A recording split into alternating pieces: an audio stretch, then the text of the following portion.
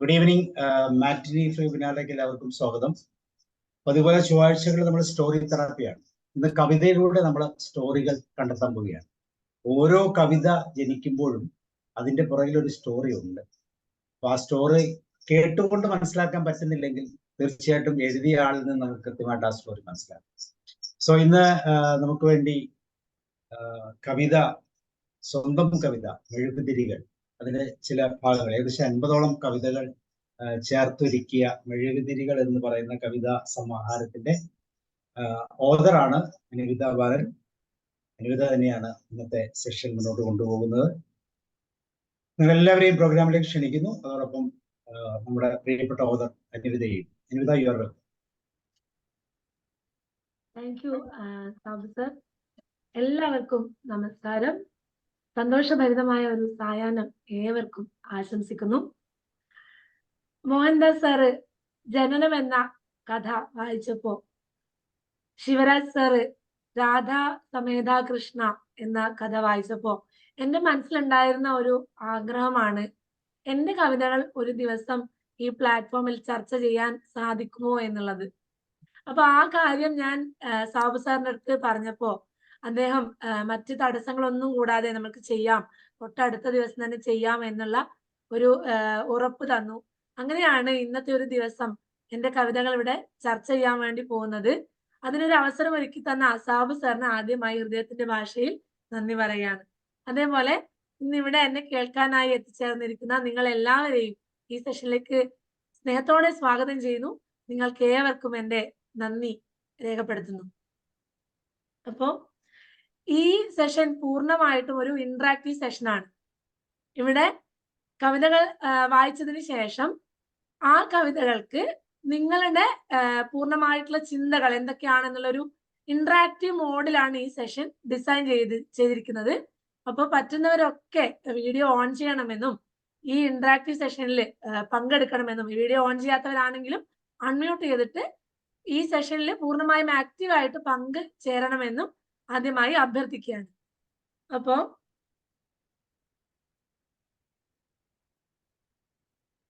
ഇത് കാണുമ്പോ ഇത് മെഴുകുതിരിയാണ് എനിക്ക് തോന്നുന്നു. കാണാൻ വേണ്ടി സാധിക്കും തോന്നുന്നു. കാണുന്നുണ്ടോ? കാണുന്നുണ്ട്. അപ്പൊ ഇത് കാണുമ്പോ, ഒരു മെഴുകുതിരി കാണുമ്പോ നിങ്ങളുടെ മനസ്സിൽ ഉണ്ടായിട്ടുള്ള അല്ലെ ഇപ്പോൾ നിങ്ങളുടെ മനസ്സിൽ തോന്നുന്ന ചിന്ത എന്താണെന്ന് ഒന്ന് ഷെയർ ചെയ്യണം. ഒരു മെഴുകുതിരി അല്ല, എപ്പോഴും അത് സ്വയം ഉരുകിയിട്ടാണ് മറ്റുള്ളവർക്ക് പ്രകാശം കൊടുക്കുന്നത് എന്നുള്ളതാണ് പ്രാഥമികമായിട്ടുള്ള കാര്യം.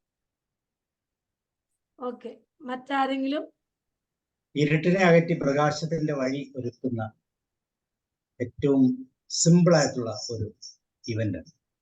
Okay, thank you Salja madam, thank you Sabu sir. മറ്റാർക്കെങ്കിലും അഭിപ്രായം പറയാനുണ്ടോ? ഒരു മെഴുകുതിരി കത്തുന്ന കാണുമ്പോൾ നിങ്ങളുടെ മനസ്സിലേക്ക് വരുന്ന ചിന്ത എന്താണ്? മറ്റുള്ളവർക്ക് പ്രകാശം നൽകാൻ വേണ്ടി ഉരുകി തീരുന്നതാണ് മെഴുകുതിരി.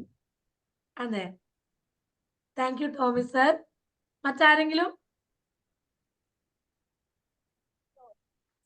ഓക്കെ, സ്വയം ഒരുക്കിത്തീരുന്നതോടുകൂടി ഈ പറഞ്ഞ പോലെ തന്നെ പ്രകാശം തരുന്നു, സ്വയം ഒരുക്കിത്തീരുകയാണ്. Thank you Ramavathi madam. എനിക്ക് പറയാനുള്ളത് ഇതാണ്, സ്വന്തം ധർമ്മം ചെയ്യാൻ താല്പര്യം കാണിക്കുന്ന ആ മെഴുകുതിരി അതിന്റെ ഔട്ടേണായി നമുക്ക് കിട്ടുന്ന പ്രകാശമാണ്. ആ മെഴുകുതിരിയുടെ ദൗത്യമാണത് പ്രകാശം നൽകുക എന്നുള്ളത്. മെഴുകുതിരി കത്താതിരുന്നെങ്കിൽ തിരിയായി തന്നെ നിൽക്കുമായിരുന്നു. Thank you Layanan sir. വ്യത്യസ്തമായ ചിന്തകൾ ഇവിടെ തന്നെ വന്നു. അപ്പോ ഒരു മെഴുകുതിരിയെ കുറിച്ച് അല്ലെ മെഴുകുതിരി കാണുമ്പോൾ എന്റെ മനസ്സിലുണ്ടായിരുന്ന ചിന്ത, സ്വയം ഉരുകി ഇല്ലാതാകുന്നത് വരെയും ചുറ്റുമുള്ളവർക്ക് പ്രകാശം പരത്തുകയാണ് മെഴുകുതിരി ചെയ്യുന്നത്. അതാണ് മെഴുകുതിരിയുടെ ജീവിത ഉദ്ദേശം. താൻ സ്വയം ഉരുകിയൊലിച്ച് ഇല്ലാതാവുന്നത് വരെയും അത് ചുറ്റുമുള്ളവർക്ക് പ്രകാശം പരത്തിക്കൊണ്ടേയിരിക്കും. അപ്പോ ഈ രീതിയിൽ ഇത്തരത്തിലുള്ള എൻ്റെ ജീവിതത്തിലെ ചില സന്ദർഭങ്ങളും ഞാൻ കവിത എഴുതുന്ന സമയത്ത് ഈ സമൂഹത്തിൽ ഉണ്ടായിട്ടുള്ള ചില ചലനങ്ങളും 2018 കാലഘട്ടങ്ങളിലായിരുന്നു ഇത് എഴുതിയിട്ടുണ്ടായിരുന്നത്. അപ്പൊ ആ സമയത്ത് സമൂഹത്തിൽ ഉണ്ടായിരുന്ന ചില ചലനങ്ങളും എന്റെ ജോലി സംബന്ധമായ ചില കാര്യങ്ങളും ഒക്കെ ഉൾപ്പെടുത്തിക്കൊണ്ടുള്ളതാണ് ഈ കവിതാ സമാഹാരത്തിലെ 50 കവിതകൾ. അപ്പോ ഇതാണ് എന്റെ പുസ്തകം. പുസ്തകത്തിന്റെ പേര് മെഴുകുതിരികൾ, ഉരുകുന്നുണ്ട് സ്വയം ചുറ്റും വെളിച്ചമേകാൻ എന്ന ടാഗ് ലൈനോട് കൂടിയാണ് പുസ്തകം. അപ്പോ ഞാൻ SM കോളേജിൽ BSc മാത്സ് പഠിക്കുന്ന സമയത്ത് അവിടുത്തെ കോളേജ് മാഗസിനിൽ 1 വർഷം പഠിച്ചിട്ടുള്ളൂ, അതിനുശേഷമാണ് എഞ്ചിനീയറിംഗിന് അഡ്മിഷൻ കിട്ടുന്നത്. അപ്പോ അവിടുത്തെ കോളേജ് മാഗസിനിൽ വന്ന ഒരു കവിതയാണ്. എനിക്ക് ഓർമ്മയുണ്ട് ആ പട്ടങ്ങളെ, നിന്റെ കൈകൾ കാറ്റിന്റെ കൈകളിൽ എറിഞ്ഞു കൊടുത്ത ആ കടലാസു കഷ്ണങ്ങളെ. കവിതകളും പട്ടങ്ങളെ പോലെയാണ്. ഒരു കവി അത് നിർമ്മിച്ചതിന് ശേഷം വായനക്കാരിലേക്ക് അല്ലെങ്കിൽ കാറ്റിന്റെ കൈകളിലേക്ക് അതിനെ എറിഞ്ഞു കൊടുത്താൽ അവിടെ കവി എഴുതിയ സാഹചര്യമോ കവിക്കുണ്ടായ ആ സമയത്തെ ചിന്തകളോ ഒന്നും പിന്നെ പ്രാധാന്യമുള്ള കാര്യമല്ല. അത് എത്തരത്തിലാണ് വായനക്കാരനെ അപഗ്രഥിക്കുന്നത്, വായനക്കാരുടെ ഇടയിൽ ഉണ്ടാവുന്ന ചിന്തകൾ എന്താണ്, അതിനാണ് അവിടെ പ്രാധാന്യം. കാറ്റിന്റെ കൈകളിലാണ് പിന്നെ പട്ടങ്ങൾ. അപ്പൊ ഇത്തരത്തിൽ പൂർണ്ണമായും നിങ്ങളുടെ ചിന്ത എന്താണ് എന്നുള്ള ഒരു ചോദ്യത്തോടു കൂടിയാണ് ഞാൻ ഇവിടെ ഇത് അവതരിപ്പിക്കാൻ വേണ്ടി പോകുന്നത്. അപ്പൊ ഞാൻ എന്റെ സ്ക്രീൻ ഒന്ന് ഷെയർ ചെയ്തോട്ടെ.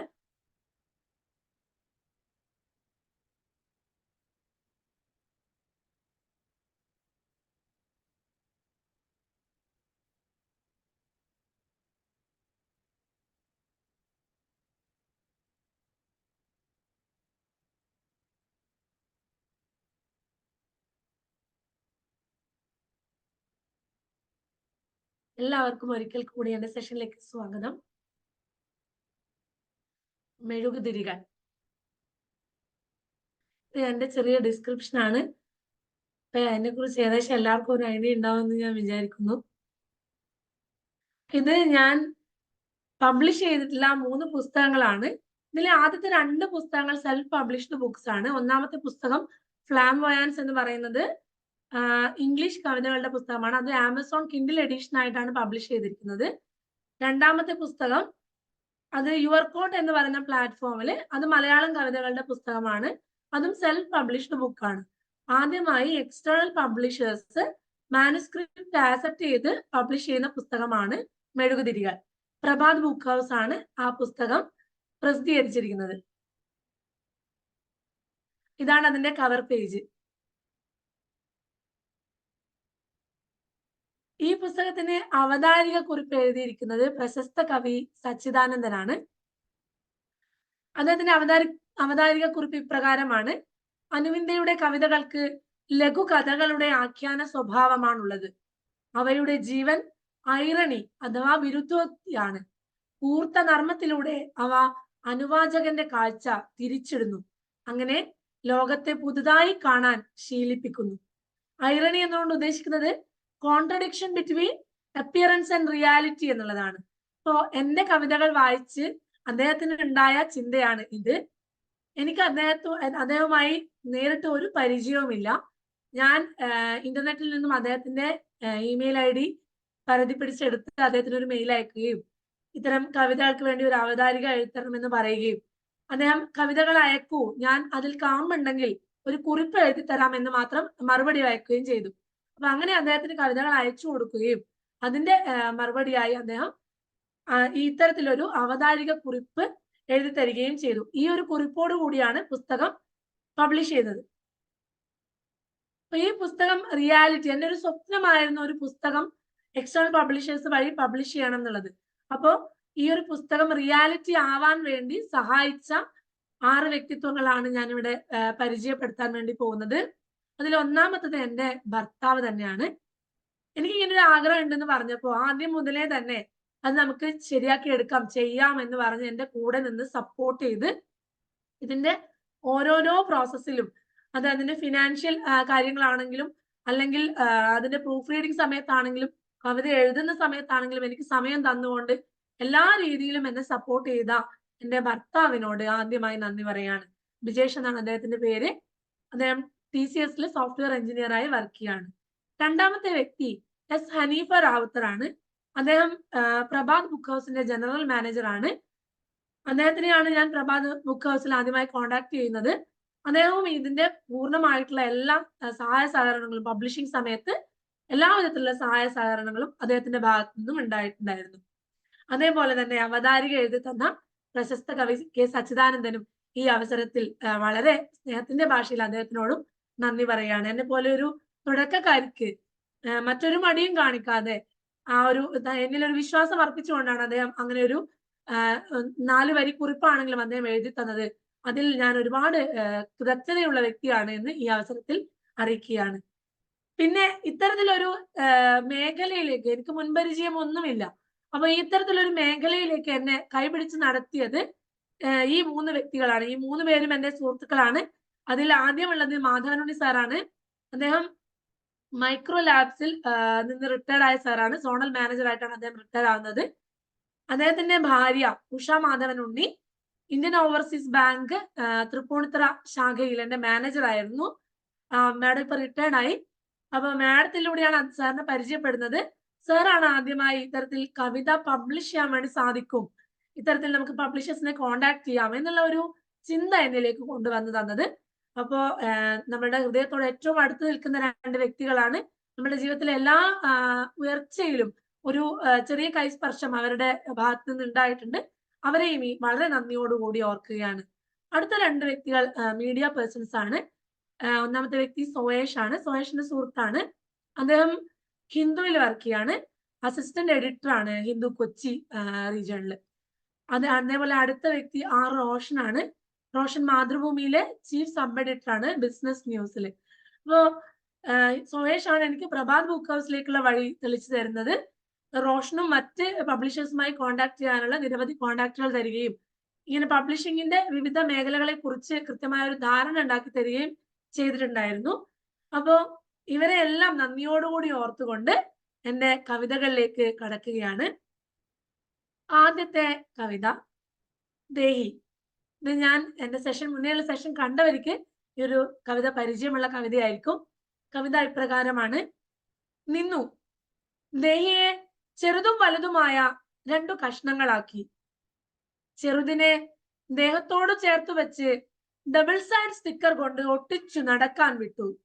ബാക്കിയായ വലിയ കഷ്ണത്തെ മണ്ണെണ്ണ വിളക്കിൽ ചോര ഒഴിച്ചു വെച്ച് കെടാതെ അവിടെ തന്നെ നിർത്തിയിട്ടുണ്ട്. അപ്പൊ എനിക്ക് നിങ്ങളോട് ചോദിക്കാനുള്ളത്, ദേഹി എന്ന കവിത കേൾക്കുമ്പോൾ, കവിത വായിക്കുമ്പോൾ നിങ്ങൾക്ക് എന്താണ് ഇതിനെ കുറിച്ച് പറയാനുള്ളത്?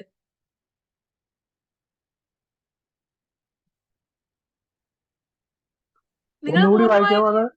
കേട്ടോ, ഒന്നുകൂടി വായിക്കാമോ? നിന്നു ദേഹിയെ ചെറുതും വലുതുമായ 2 കഷ്ണങ്ങളാക്കി. ചെറുതിനെ ദേഹത്തോട് ചേർത്ത് വെച്ച് ഡബിൾ സൈഡ് സ്റ്റിക്കർ കൊണ്ട് ഒട്ടിച്ചു നടക്കാൻ വിട്ടു. ബാക്കിയായ വലിയ കഷ്ണത്തെ മണ്ണെണ്ണ വിളക്കിൽ ചോര ഒഴിച്ചു വെച്ച് കെടാതെ അവിടെ തന്നെ നിർത്തിയിട്ടുണ്ട്.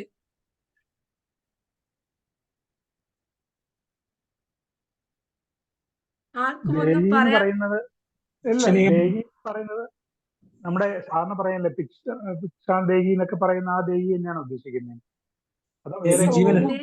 ആത്മാവ്.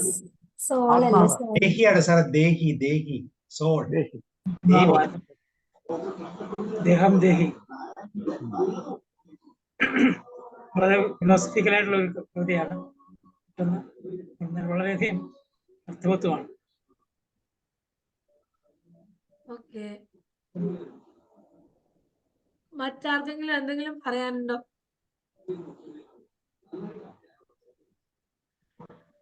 ഓക്കെ, ഈ കവിതയെ കുറിച്ച് എന്റെ കവിത പ്രകാശന സമയത്ത്, കവിതാ പുസ്തകം പ്രകാശനം ചെയ്തത് നവംബർ 18, 2021 സൂം പ്ലാറ്റ്ഫോമിലായിരുന്നു. പ്രകാശനം നിർവഹിച്ചത് പ്രശസ്ത കവി മാധവൻ പുറച്ചേരി മാഷാണ്. അദ്ദേഹം മൂത്തയിടത്ത് ഹയർ സെക്കൻഡറി സ്കൂളിലെ അധ്യാപകനായിരുന്നു, റിട്ടയർഡ് ആയി. അപ്പോ അദ്ദേഹമാണ് ഇത് പ്രകാശനം ചെയ്തത്. അപ്പൊ ആ ഒരു ചടങ്ങിൽ അധ്യക്ഷനായിട്ടുണ്ടായിരുന്നത് ഡോക്ടർ KM ഭരതൻ സാറാണ്. അദ്ദേഹം തുഞ്ചത്ത് എഴുത്തച്ഛൻ മലയാള സർവകലാശാലയിലെ പ്രൊഫസറാണ്. അപ്പൊ അദ്ദേഹത്തിന്റെ വാക്കുകൾ നമുക്കൊന്ന് കേൾക്കാം. ഇതൊന്നും ഞാൻ എടുത്തു പറയുന്നില്ല. ദേഹി എന്ന് പറയുന്ന കവിത സർ കേൾക്കുന്നുണ്ടായില്ലേ സർ? ഉണ്ട്, കേൾക്കുന്നുണ്ട്.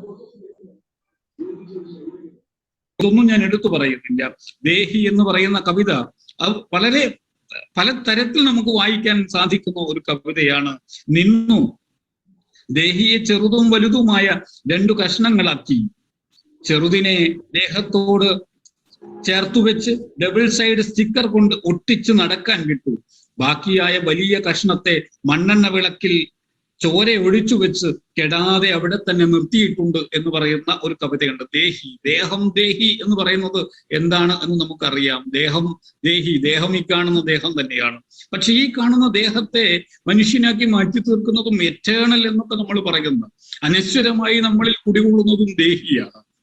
അപ്പോ ആ ദേഹി എന്ന് പറയുന്നത് ആത്മാവാകാം. അതിനെ നിങ്ങൾക്ക് ചിലപ്പോൾ മനസാക്ഷി എന്നൊക്കെ വിളിക്കാൻ സാധിക്കും.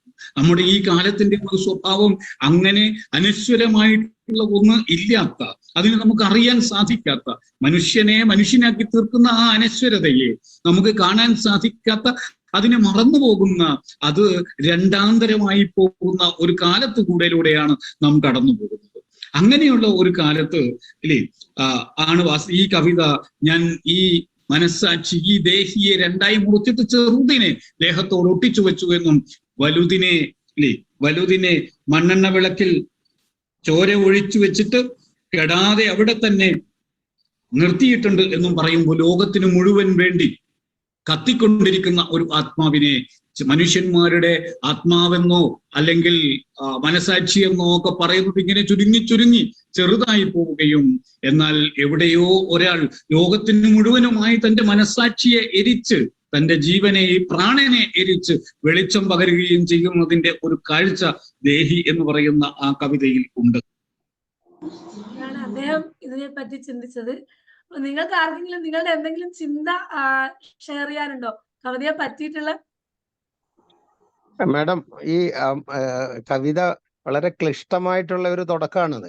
വളരെ ലാളിത്യമുള്ള ഒരു പെൺകുട്ടിയിൽ നിന്ന് ഞാൻ പ്രതീക്ഷിച്ച കവിത എന്ന് പറഞ്ഞാൽ വളരെ പേലോ ഭാവത്തിൽ ഈ എന്താ പറയാ നമ്മുടെ മയിൽപീലി കൊണ്ട് ഒഴിയുന്നത് പോലെയുള്ള കവിതയാണ് ഞാൻ പ്രതീക്ഷിച്ചത്. പക്ഷെ ഇത് ഭയങ്കര കഠിനമായിട്ടുള്ള ഒരു കവിത. ഞാൻ അതിൽ കാണുന്നത് ഒരമ്മയും കുഞ്ഞും. അതില് അമ്മയുടെ ദേഹത്ത് നിന്ന് ദേഹി വേർപെടുകയും അത് മുറിച്ച് മാറോട് ചേർത്ത് അടക്കി പിടിച്ചിരിക്കുകയും അമ്മയുടെ ജീവിതകാലം മുഴുവൻ ഈ ചോര ഒറ്റിച്ച് കത്തിച്ചു വെച്ച മണ്ണെണ്ണ വിളക്ക് പോലെ അല്ലെങ്കിൽ ഒരു പ്രകാശം പരത്തുന്ന വിളക്ക് പോലെ ആയി എന്നാണ് കവയിത്രി അതാണ് ഉദ്ദേശിച്ചതെന്ന് എനിക്കറിയുന്നില്ല. പക്ഷെ അത് കേട്ടപ്പോ ആ കവിതയുടെ വരികൾ കണ്ടപ്പോ എനിക്ക് ഒരമ്മയും കുഞ്ഞും, കുഞ്ഞിന്റെ ജനനവും അതില് ആ ദേഹിയെ 2ആയിട്ട് മുറിച്ച് ചെറു കഷ്ണം ശരീരത്തോട് ചേർത്ത് വെക്കുകയും മറ്റേ കഷ്ണം വിളക്കായിട്ട് ജ്വലിപ്പിക്കുകയും ചെയ്തു എന്നാണ് എനിക്ക് തോന്നിയത് കേട്ടോ. Thank you Suddhodanan sir. വ്യത്യസ്തമായ ഒരു ചിന്ത പങ്കുവച്ചതിന് സാറിന് നന്ദി പറയാണ്. മറ്റാരെങ്കിലും? ഇവിടെ നമുക്ക് ഒന്നിനെ നമുക്ക് ജീവാത്മാവായിട്ടും മറ്റൊന്നിനെ പരമാത്മാവായിട്ടും നമുക്ക് വേണമെങ്കിൽ വിശേഷിപ്പിക്കാം. ജീവൻ ദേഹത്തോട് ചേരുമ്പോ ജീവനാത്മാവായി. ജീവനുള്ള മനുഷ്യര് അതേപോലെ വിളക്കിന്റെ ചോരയോടൊപ്പം എരിയുന്നു എന്ന് പറയുമ്പോൾ അത് നമ്മൾ കാണാത്ത, ഒന്നുകിൽ ദൈവം എന്ന് വിളിക്കുന്ന അല്ലെങ്കിൽ അൾട്ടിമേറ്റ് എന്ന് പറയുന്ന ഒരു പരമാത്മാവായിട്ടും സങ്കല്പിക്കാൻ പറ്റുമെന്ന് എനിക്ക് തോന്നുന്നുണ്ട്. താങ്ക് യു സലിജ മാം. ഇതും വളരെ വ്യത്യസ്തമായിട്ടുള്ള ഒരു ചിന്തയാണ്. അപ്പോ എന്റെ ചെറിയൊരു ചിന്ത, ഞാനിവിടെ കൃത്യമായിട്ടുള്ള ചിന്തയൊന്നും എനിക്ക് ഓർമ്മയില്ല, വളരെ വർഷങ്ങൾക്ക് മുന്നേ എഴുതിയ കവിതയാണ്. എങ്കിലും ഓർത്തെടുത്ത ഒരു ചെറിയ ചിന്ത ഞാൻ എക്സ്പ്രസ് ചെയ്യാം. നമ്മള് എന്തെങ്കിലും ഒരു വളരെ ക്രൂഷ്യൽ ആയിട്ടുള്ള സിറ്റുവേഷനിലൂടെ കടന്നു പോകുമ്പോ, വളരെ ദുഃഖപൂർണമായ ഒരു അവസ്ഥയിലൂടെ കടന്നു പോകുമ്പോ, നമ്മൾ പൂർണ്ണമായും കോമയിൽ അല്ലെങ്കിൽ നമുക്ക് മുഴുവട്ടായിട്ടില്ലെങ്കിലും നമ്മൾ ബോധതലത്തിൽ തന്നെ പ്രവർത്തിച്ചുകൊണ്ടിരിക്കണം. നമുക്ക് മരണം ചൂസ് ചെയ്യാൻ പറ്റില്ല, പക്ഷെ നമ്മൾ ബോധതലത്തിൽ തന്നെ ജീവിച്ചുകൊണ്ടിരിക്കണം. അപ്പൊ ഇങ്ങനെ ജീവിക്കുമ്പോ നമുക്ക് മുന്നോട്ട് പോകാൻ വേണ്ടി സാധിക്കില്ല, പക്ഷെ നമ്മൾ മുന്നോട്ട് പോയേ പറ്റൂ. അപ്പൊ ഇങ്ങനെ മുന്നോട്ട് നമ്മളെ പുഷ് ചെയ്യാൻ വേണ്ടി ചെയ്യുന്നത് നമ്മുടെ മനസ്സിനെ 2ആയി മുറിക്കുകയാണ്. അപ്പൊ മുറിച്ച് ചെറിയ കഷ്ണത്തെ ദേഹത്തോട് ചേർത്ത് വെച്ച് ഒട്ടിക്കുന്നു, വലിയ കഷ്ണത്തെ ആ ദുഃഖത്തിന്റെ ആ വിഷമതയുടെ തീവ്രതയിൽ ആ ചോരയിൽ മണ്ണെണ്ണ വിളക്കിൽ ചോര ഒഴിച്ചു വെച്ച് കെടാതെ അവിടെ തന്നെ നിർത്തിയിരിക്കുന്നു എന്ന് പറയുന്നത് ആ വിഷമത്തിൽ നിന്നും വേദനയിൽ നിന്നും ഉണ്ടായ വേദമാണ് അവിടെ വെളിച്ചമായി കത്തുന്നത്. ആ വെളിച്ചത്തിന്റെ പ്രകാശത്തിലാണ് മറ്റുള്ള ബാക്കിയായ ചെറിയ കഷ്ണം നടന്ന് മുന്നോട്ട് നീങ്ങുന്നത്. ഇത്രയുമുള്ള ഒരു ചിന്തയായിരുന്നു ഞാൻ എഴുതുമ്പോൾ ഉണ്ടായിരുന്നത്. നമ്മുടെ ജീവിതത്തിൽ നെഗറ്റിവിറ്റീസ് ഒത്തിരി പോസിറ്റീവ് ആയിട്ടുള്ള ഇൻഫർമേഷൻ തരുമെന്ന് എന്നുള്ള ഒരു അർത്ഥമാണ് അല്ലെ. നെഗറ്റിവിറ്റി അനുഭവത്തിലൂടെ നമുക്ക് മുന്നോട്ട് പോകാൻ നല്ലൊരു ഊർജം കിട്ടുമെന്നാണ് അത് തിരിച്ചറിഞ്ഞാൽ. അതെ, മുന്നോട്ടുള്ള വഴികളിൽ ഇതേ രീതിയിലുള്ള ദുഃഖങ്ങൾ ആവർത്തിക്കപ്പെടാതിരിക്കാനായി ആ ദുഃഖത്തിന്റെ പാഠം നമ്മൾക്ക് വെളിച്ചമായി തീരും എന്നുള്ള ഒരു കൺസെപ്റ്റോട് കൂടിയാണ് അത് എഴുതിയത്. അന്ന് പുസ്തകം പ്രകാശനം ചെയ്തത് പ്രശസ്ത കവി മാധവൻ പുറച്ചേരിയാണെന്ന് പറഞ്ഞു. അപ്പൊ അതിന്റെ പ്രകാശനത്തിന്റെ ഒരു ചെറിയ ഷോർട്ട് ക്ലിപ്പും, അതേപോലെ പ്രകാശനത്തിന് ശേഷം പുസ്തകം ഏറ്റുവാങ്ങുന്നത് എന്റെ അമ്മയാണ്. ഞാൻ എന്റെ അമ്മയ്ക്ക് കൈമാറിയിട്ടാണ് പുസ്തകം അമ്മ ഏറ്റുവാങ്ങുകയാണ് ചെയ്യുന്നത്. അപ്പൊ അതിന്റെ ഒരു ചെറിയ ക്ലിപ്പും കൂടെ അവിടെ കാണിക്കുകയാണ്.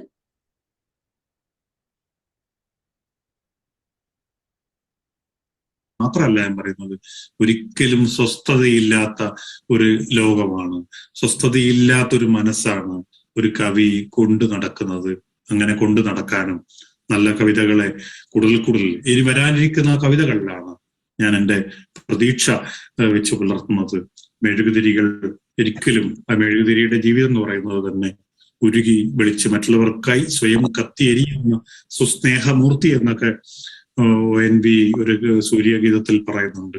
ഒരു ക്രൂശിതന്റെ സ്വഭാവം, ഒരു ക്രൂശിതയുടെ അവസ്ഥ മെഴുകുതിരിക്കുണ്ട്. ആ മെഴുകുതിരിയുടെ ഈ സ്വയം എരിയുന്ന ഒരു സ്ഥിതി എഴുത്തിലുണ്ട്. അതിനെ ഈ അരവിന്ദ ബാലൻ കഴിയട്ടെ എന്ന് ആശംസിച്ചുകൊണ്ട് വളരെ സന്തോഷത്തോടു കൂടി നിങ്ങൾ എല്ലാവരുടെയും അനുവാദത്തോടു കൂടി മെഴുകുതിരികൾ എന്ന ഈ പുസ്തകം പ്രകാശനം ചെയ്തതായി അറിയിക്കുന്നു. എല്ലാവർക്കും എൻ്റെ ആശംസകൾ. അരവിന്ദയ്ക്ക് തുടർന്നു നിരവധി ഈ അസ്വസ്ഥജനകമായ ഒരു കാവ്യ രചനയ്ക്ക് വേണ്ടി നിരന്തരമായ അസ്വസ്ഥതകൾ ആശംസിച്ചുകൊണ്ട് ഞാൻ എൻ്റെ വാക്കുകൾ നിർത്തുന്നു. നന്ദി, നമസ്കാരം. Thank you Madhavan Puracheri sir.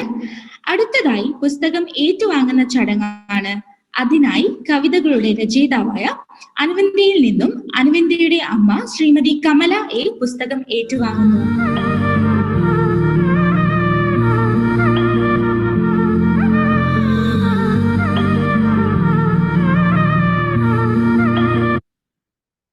ഞാൻ 8 മാസം ഗർഭിണിയായിരുന്നു. 1 മാസത്തിന് ശേഷം എനിക്ക് മോളുണ്ടായി. അപ്പൊ അടുത്ത കവിത പ്രിയപ്പെട്ട സ്ഥലം എന്നുള്ള കവിതയാണ്. അപ്പോ സുനിൽ സാറ് ഇവിടെ ഉണ്ടോ?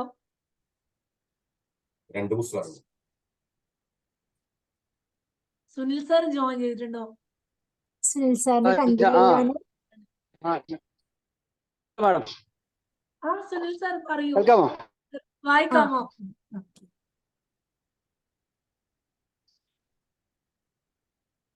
സാർ ഒരു മിനിറ്റ് കേൾക്കാമോ? കേൾക്കാം സാർ. ഹലോ, കേൾക്കാം sir.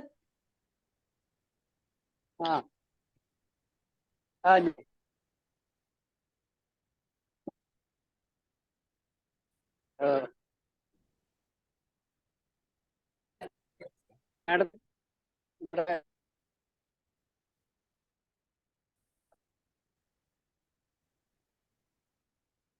Sunil sir net issue ഉണ്ടോ എന്ന് സംശയമുണ്ട്. ഞാൻ സലിജ മാഡത്തിനോട് ചോദിച്ചോട്ടെ വായിക്കാൻ.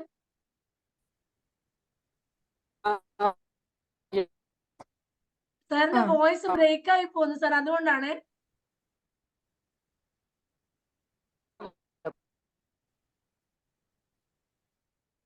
സലിജ മാഡം. ഞാൻ വായിക്കാം. പ്രിയപ്പെട്ട സ്ഥലം. ആദ്യം അമ്മയുടെ വയറിനുള്ളിലെ വെള്ളം നിറഞ്ഞ അറയായിരുന്നു എനിക്ക് പ്രിയപ്പെട്ടത്.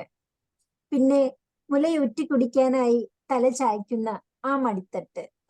ഇച്ചിരി കൂടി വലുതായപ്പോൾ ശ്വാസതാളത്തിനോടൊത്ത് ഉയരുകയും താഴുകയും ചെയ്യുന്ന അച്ഛന്റെ വലിയ കുമ്പ, അച്ചമ്മയുടെ താണുകിടക്കുന്ന മുലകൾ, ചേച്ചിയുടെ ഉറപ്പുള്ള കൈകൾ, ഇളയച്ചന്മാരുടെ തോളുകൾ, സുഹൃത്തുക്കളുടെ വിരൽത്തുമ്പുകൾ, പാതിമയ്യായവന്റെ ഉറച്ച നെഞ്ച്, കുരുന്നു കണ്ണുകൾ ചിമ്മി എന്നെ നോക്കുന്ന അവന്റെ പരന്ന നെറ്റി. ഇവിടങ്ങളൊക്കെ എനിക്ക് പ്രിയപ്പെട്ടതാണ്. എന്നാൽ എഴുതിയതെല്ലാം മായ്ക്കാനും പുതിയത് എഴുതാനും സമ്മതിക്കുന്ന മനസ്സെന്ന കീറിപ്പോയ കടലാസ കഷ്ണത്തിലെ ഇടങ്ങളാണ് എനിക്ക് ഏറ്റവും പ്രിയപ്പെട്ടത്. സലിജ മാഡം തന്നെ പറയൂ, മാഡത്തിന് കവിത വായിച്ചപ്പോ എന്താണ് തോന്നിയത്? അതായത് ഓരോ കാലഘട്ടത്തിലും നമ്മൾക്ക് കുഞ്ഞായിരുന്നപ്പോ, പിന്നെ കുറച്ചും കൂടെ വലുതാവുമ്പോ, അതുപോലെ ഓരോ കാലഘട്ടത്തിലും നമുക്ക് ഓരോ സാധനങ്ങൾ അല്ലെങ്കിൽ ഓരോ വ്യക്തികളായിരിക്കാം നമ്മുടെ പ്രിയപ്പെട്ട ഏറ്റവും പ്രിയപ്പെട്ടത്, ഒന്നുകിൽ പ്രിയപ്പെട്ട ഇടങ്ങൾ എന്ന് പറയും. പക്ഷേ കുറച്ചുകൂടി കഴിയുമ്പോൾ നമ്മളെ തിരിച്ചറിയുമ്പോൾ മനസ്സിലാവുകയാണ് എൻ്റെ മനസ്സ് അല്ലെങ്കിൽ എന്നെ തന്നെയാണ് എന്തും എഴുതാനും വായിക്കാനും കഴിയുന്ന മനസ്സെന്ന കീറിപ്പോയ കടലാസ കഷ്ണം, അവിടെയാണ് ഏറ്റവും പ്രിയപ്പെട്ട ഇടമായിട്ട് അനുവിന്ദ കണ്ടെത്തുന്നത് എന്നുള്ളതാണ്. താങ്ക് യു സലിജ മാം. മറ്റാർക്കെങ്കിലും എന്തെങ്കിലും ഷെയർ ചെയ്യാനുണ്ടോ? അൺമ്യൂട്ട് ചെയ്ത് പറയൂ.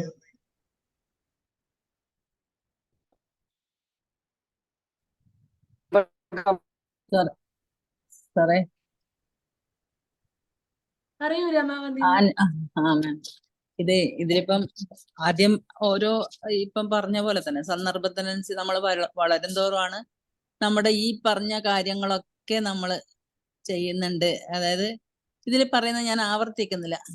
എന്നിരുന്നാലും നമുക്ക് ശാശ്വതമായിട്ടുള്ള ഒരു കാര്യമുണ്ട്, നമ്മുടെ മനസ്സ്. അത് പിന്നെ എന്താ പറയണ്ട, അതിൽ നിന്ന് നമ്മൾ വ്യതിചലിക്കില്ല. അത് ഇപ്പം കടലാസ് കഷ്ണത്തിലെ ഇടങ്ങളാണ് എനിക്ക് ഏറ്റവും ഇഷ്ടപ്പെട്ടത്, പ്രിയപ്പെട്ടതെന്ന് പറഞ്ഞില്ല. മനസ്സാകുന്ന കീറിപ്പോയ കടലാസ് കഷ്ണത്തിലെ ഇടങ്ങളാണ് എനിക്ക് ഏറ്റവും പ്രിയപ്പെട്ടത്. അപ്പൊ മനസ്സ് മാറിക്കൊണ്ടേയിരിക്കും. മനസ്സ് മാറിക്കൊണ്ടേയിരുന്നാൽ നമ്മുടെ മനസ്സിനെ നിയന്ത്രിക്കേണ്ടത് നമ്മളാണ്. അപ്പൊ അതാണ് എനിക്ക് ഏറ്റവും ഇഷ്ടപ്പെട്ടതെന്ന് ഈ കവിതയിൽ പറയുന്നത്. Thank you ma'am. Thank you Ramavathi ma'am. Sunil sir. ഞാൻ പറഞ്ഞു കേൾക്കാമോ? ഇപ്പൊ കേൾക്കാം സർ. ഈ ഒരു കവിത വായിക്കണമെന്നുണ്ടായിരുന്നു. പക്ഷേ എന്തായാലും ശരി, സലിജ മാഡം അത് വായിച്ചു, നന്നായി. Thank you. നമ്മുടെ പ്രിയപ്പെട്ട സ്ഥലങ്ങളിൽ ഒരു കുഞ്ഞായ നമ്മൾക്ക് അമ്മയുടെ വയറിനുള്ള വെള്ളം നിറഞ്ഞ അറിയായിരുന്നു. പിന്നീട് മാരടമായിരുന്നു. പിന്നീട് അച്ഛൻ്റെ വലിയ കുമ്പയായിരുന്നു. ഇതെല്ലാം കഴിഞ്ഞിട്ട് എഴുതിയതെല്ലാം മായ്ക്കാനും പുതിയതെല്ലാം എഴുതാനും സമ്മതിക്കുന്ന ആ മനസ്സുന്ന കടലാസ് കഷ്ണത്തിലിടങ്ങളാണ്. അത് അനുവിന്ദ മാഡത്തിൻ്റെ ആ ഒരു എന്താ പറയുക, ക്രിയേറ്റിവിറ്റിയുടെ ഒരു അൾട്ടിമേറ്റ് ഇതാണ് ഞങ്ങൾ മനസ്സിലാക്കിയത്. അത് എഴുതിയതെല്ലാം വായിക്കാനും പുതിയത് എഴുതാനും സമ്മതിക്കുന്ന മനസ്സെന്ന കീറിപ്പോയ കടലാസ് കഷ്ണത്തിലിടങ്ങളാണ്. അത് വാസ്തവത്തിൽ എല്ലാവരുടെ മനസ്സിലും അതായിരിക്കാം ഒരു പക്ഷെ ഏറ്റവും നല്ല ഇടങ്ങൾ. നമ്മളാരും തിരിച്ചറിയുന്നില്ല, അനുവിന്ദ മാഡം തിരിച്ചറിഞ്ഞു. അതാണ് ഞാൻ മനസ്സിലാക്കിയൊരു വലിയൊരു സത്യം. കാരണം നമ്മുടെ ബന്ധുക്കളുടെ എല്ലാം, അച്ഛൻ്റെ ആയാലും അച്ഛമ്മയുടെ ആയാലും ചേച്ചിയുടെ ഉറപ്പുള്ള കൈകളാണെങ്കിലും ഇളയച്ഛൻ്റെ തോളാണെങ്കിലും സുഹൃത്തുക്കളുടെ വിരൽത്തുമ്പാണെങ്കിലും പാതിമയ്യാവൻ്റെ ഉറച്ച നെഞ്ചാ, കുഞ്ഞുങ്ങളുടെ ആ പരന്ന നെറ്റി, ഇതൊക്കെ പ്രിയപ്പെട്ടതാണ്. എങ്കിലും എഴുതിയതെല്ലാം മായ്ക്കാനും പുതിയ എഴുതാനും സമ്മതിക്കുന്ന മനസ്സ്, അവിടെയാണ് അനുവിന്ദ മാഡത്തിൻ്റെ ആ ഒരു കവയത്രി എന്നുള്ള നിലയ്ക്ക് ഒരു പാരമ്യത എനിക്ക് തോന്നുന്നു. ഞാൻ പറഞ്ഞത് കേട്ടോ എനിക്കറിയില്ല. കേട്ടു സർ, കേട്ടു. Thank you sir, thank you so much. Thank U. Delay ഞാൻ മനസ്സിലാക്കി, അതുകൊണ്ടാണ്. അല്ല, എനിക്ക് നെറ്റിന്റെ ഇഷ്യൂ ഉണ്ട്, അതുകൊണ്ട് ഞാൻ ഒന്ന് മടിച്ചത്. എന്തായാലും thank you. Thank you sir, thank you so much. ഇതില് എനിക്ക് ചിന്തിക്കാൻ പറ്റിയ ഒരു കാര്യം ഇതാണ്.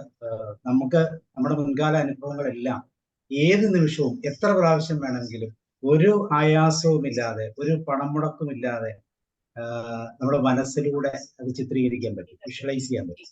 അത്രമാത്രം മനോഹരമായ ഒരു പ്ലാറ്റ്ഫോം സത്യത്തിൽ വേറെ ഇല്ല. അപ്പൊ ഇതിനെ നമുക്ക് വേണ്ട വിധം ഉപയോഗിക്കാൻ സാധിച്ചാൽ നമുക്ക് സന്തോഷകരമായ അനുഭവങ്ങൾ ഉണ്ടാക്കാം. നമ്മുടെ നെഗറ്റീവ് അനുഭവങ്ങളിൽ നിന്ന് പുതിയ പുതിയ കണ്ടെത്തലുകൾ ഉണ്ടാക്കാം. അപ്പൊ അത് തന്നെയാണ്. അപ്പൊ മനസ്സ് എന്ന് പറയുന്ന ആ ഒരു പ്ലാറ്റ്ഫോമിൽ കൂടി നമ്മുടെ എല്ലാ ജീവിതാനുഭവങ്ങളെയും കൃത്യമായിട്ട് നമുക്ക് മനസ്സിലാക്കാൻ സാധിക്കുമെന്ന് ഇതിലൂടെ നമുക്ക് കൃത്യമായിട്ട് സെൽഫ് ലവിന്റെ ഒരു ഇമ്പോർട്ടൻസിനെ കൂടിയാണ് ഇവിടെ കാണിക്കുന്നത്. മറ്റെന്ത് നിങ്ങൾക്ക് പ്രിയപ്പെട്ടതാണെങ്കിലും നിങ്ങൾ ഏറ്റവും കൂടുതൽ സ്നേഹിക്കേണ്ട ഒരു കാര്യം അല്ലെങ്കിൽ ഒരു സ്ഥലം എന്ന് പറയുന്നത് നിങ്ങളുടെ മനസ്സ് തന്നെയാണ്, അല്ലെങ്കിൽ നിങ്ങളെ തന്നെയാണ് എന്നുകൂടി സ്റ്റേറ്റ് ചെയ്യുന്ന ഒരു കവിതയാണിത്. അപ്പൊ നമുക്ക് അടുത്ത കവിതയിലേക്ക് കടക്കാം. അടുത്ത കവിത ആർക്കെങ്കിലും വായിക്കണം കവിത? ആരെങ്കിലും മുന്നോട്ട് വരുന്നോ കവിത വായിക്കാൻ?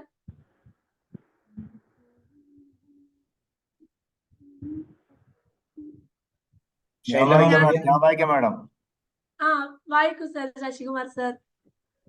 അച്ഛൻ തേഞ്ഞു തീരാറായ മുട്ടുകളും വീങ്ങി പൊങ്ങി വരുന്ന കാലുകളും പേറി അച്ഛൻ എന്നും മകളുടെ പിറകെ നടന്നു.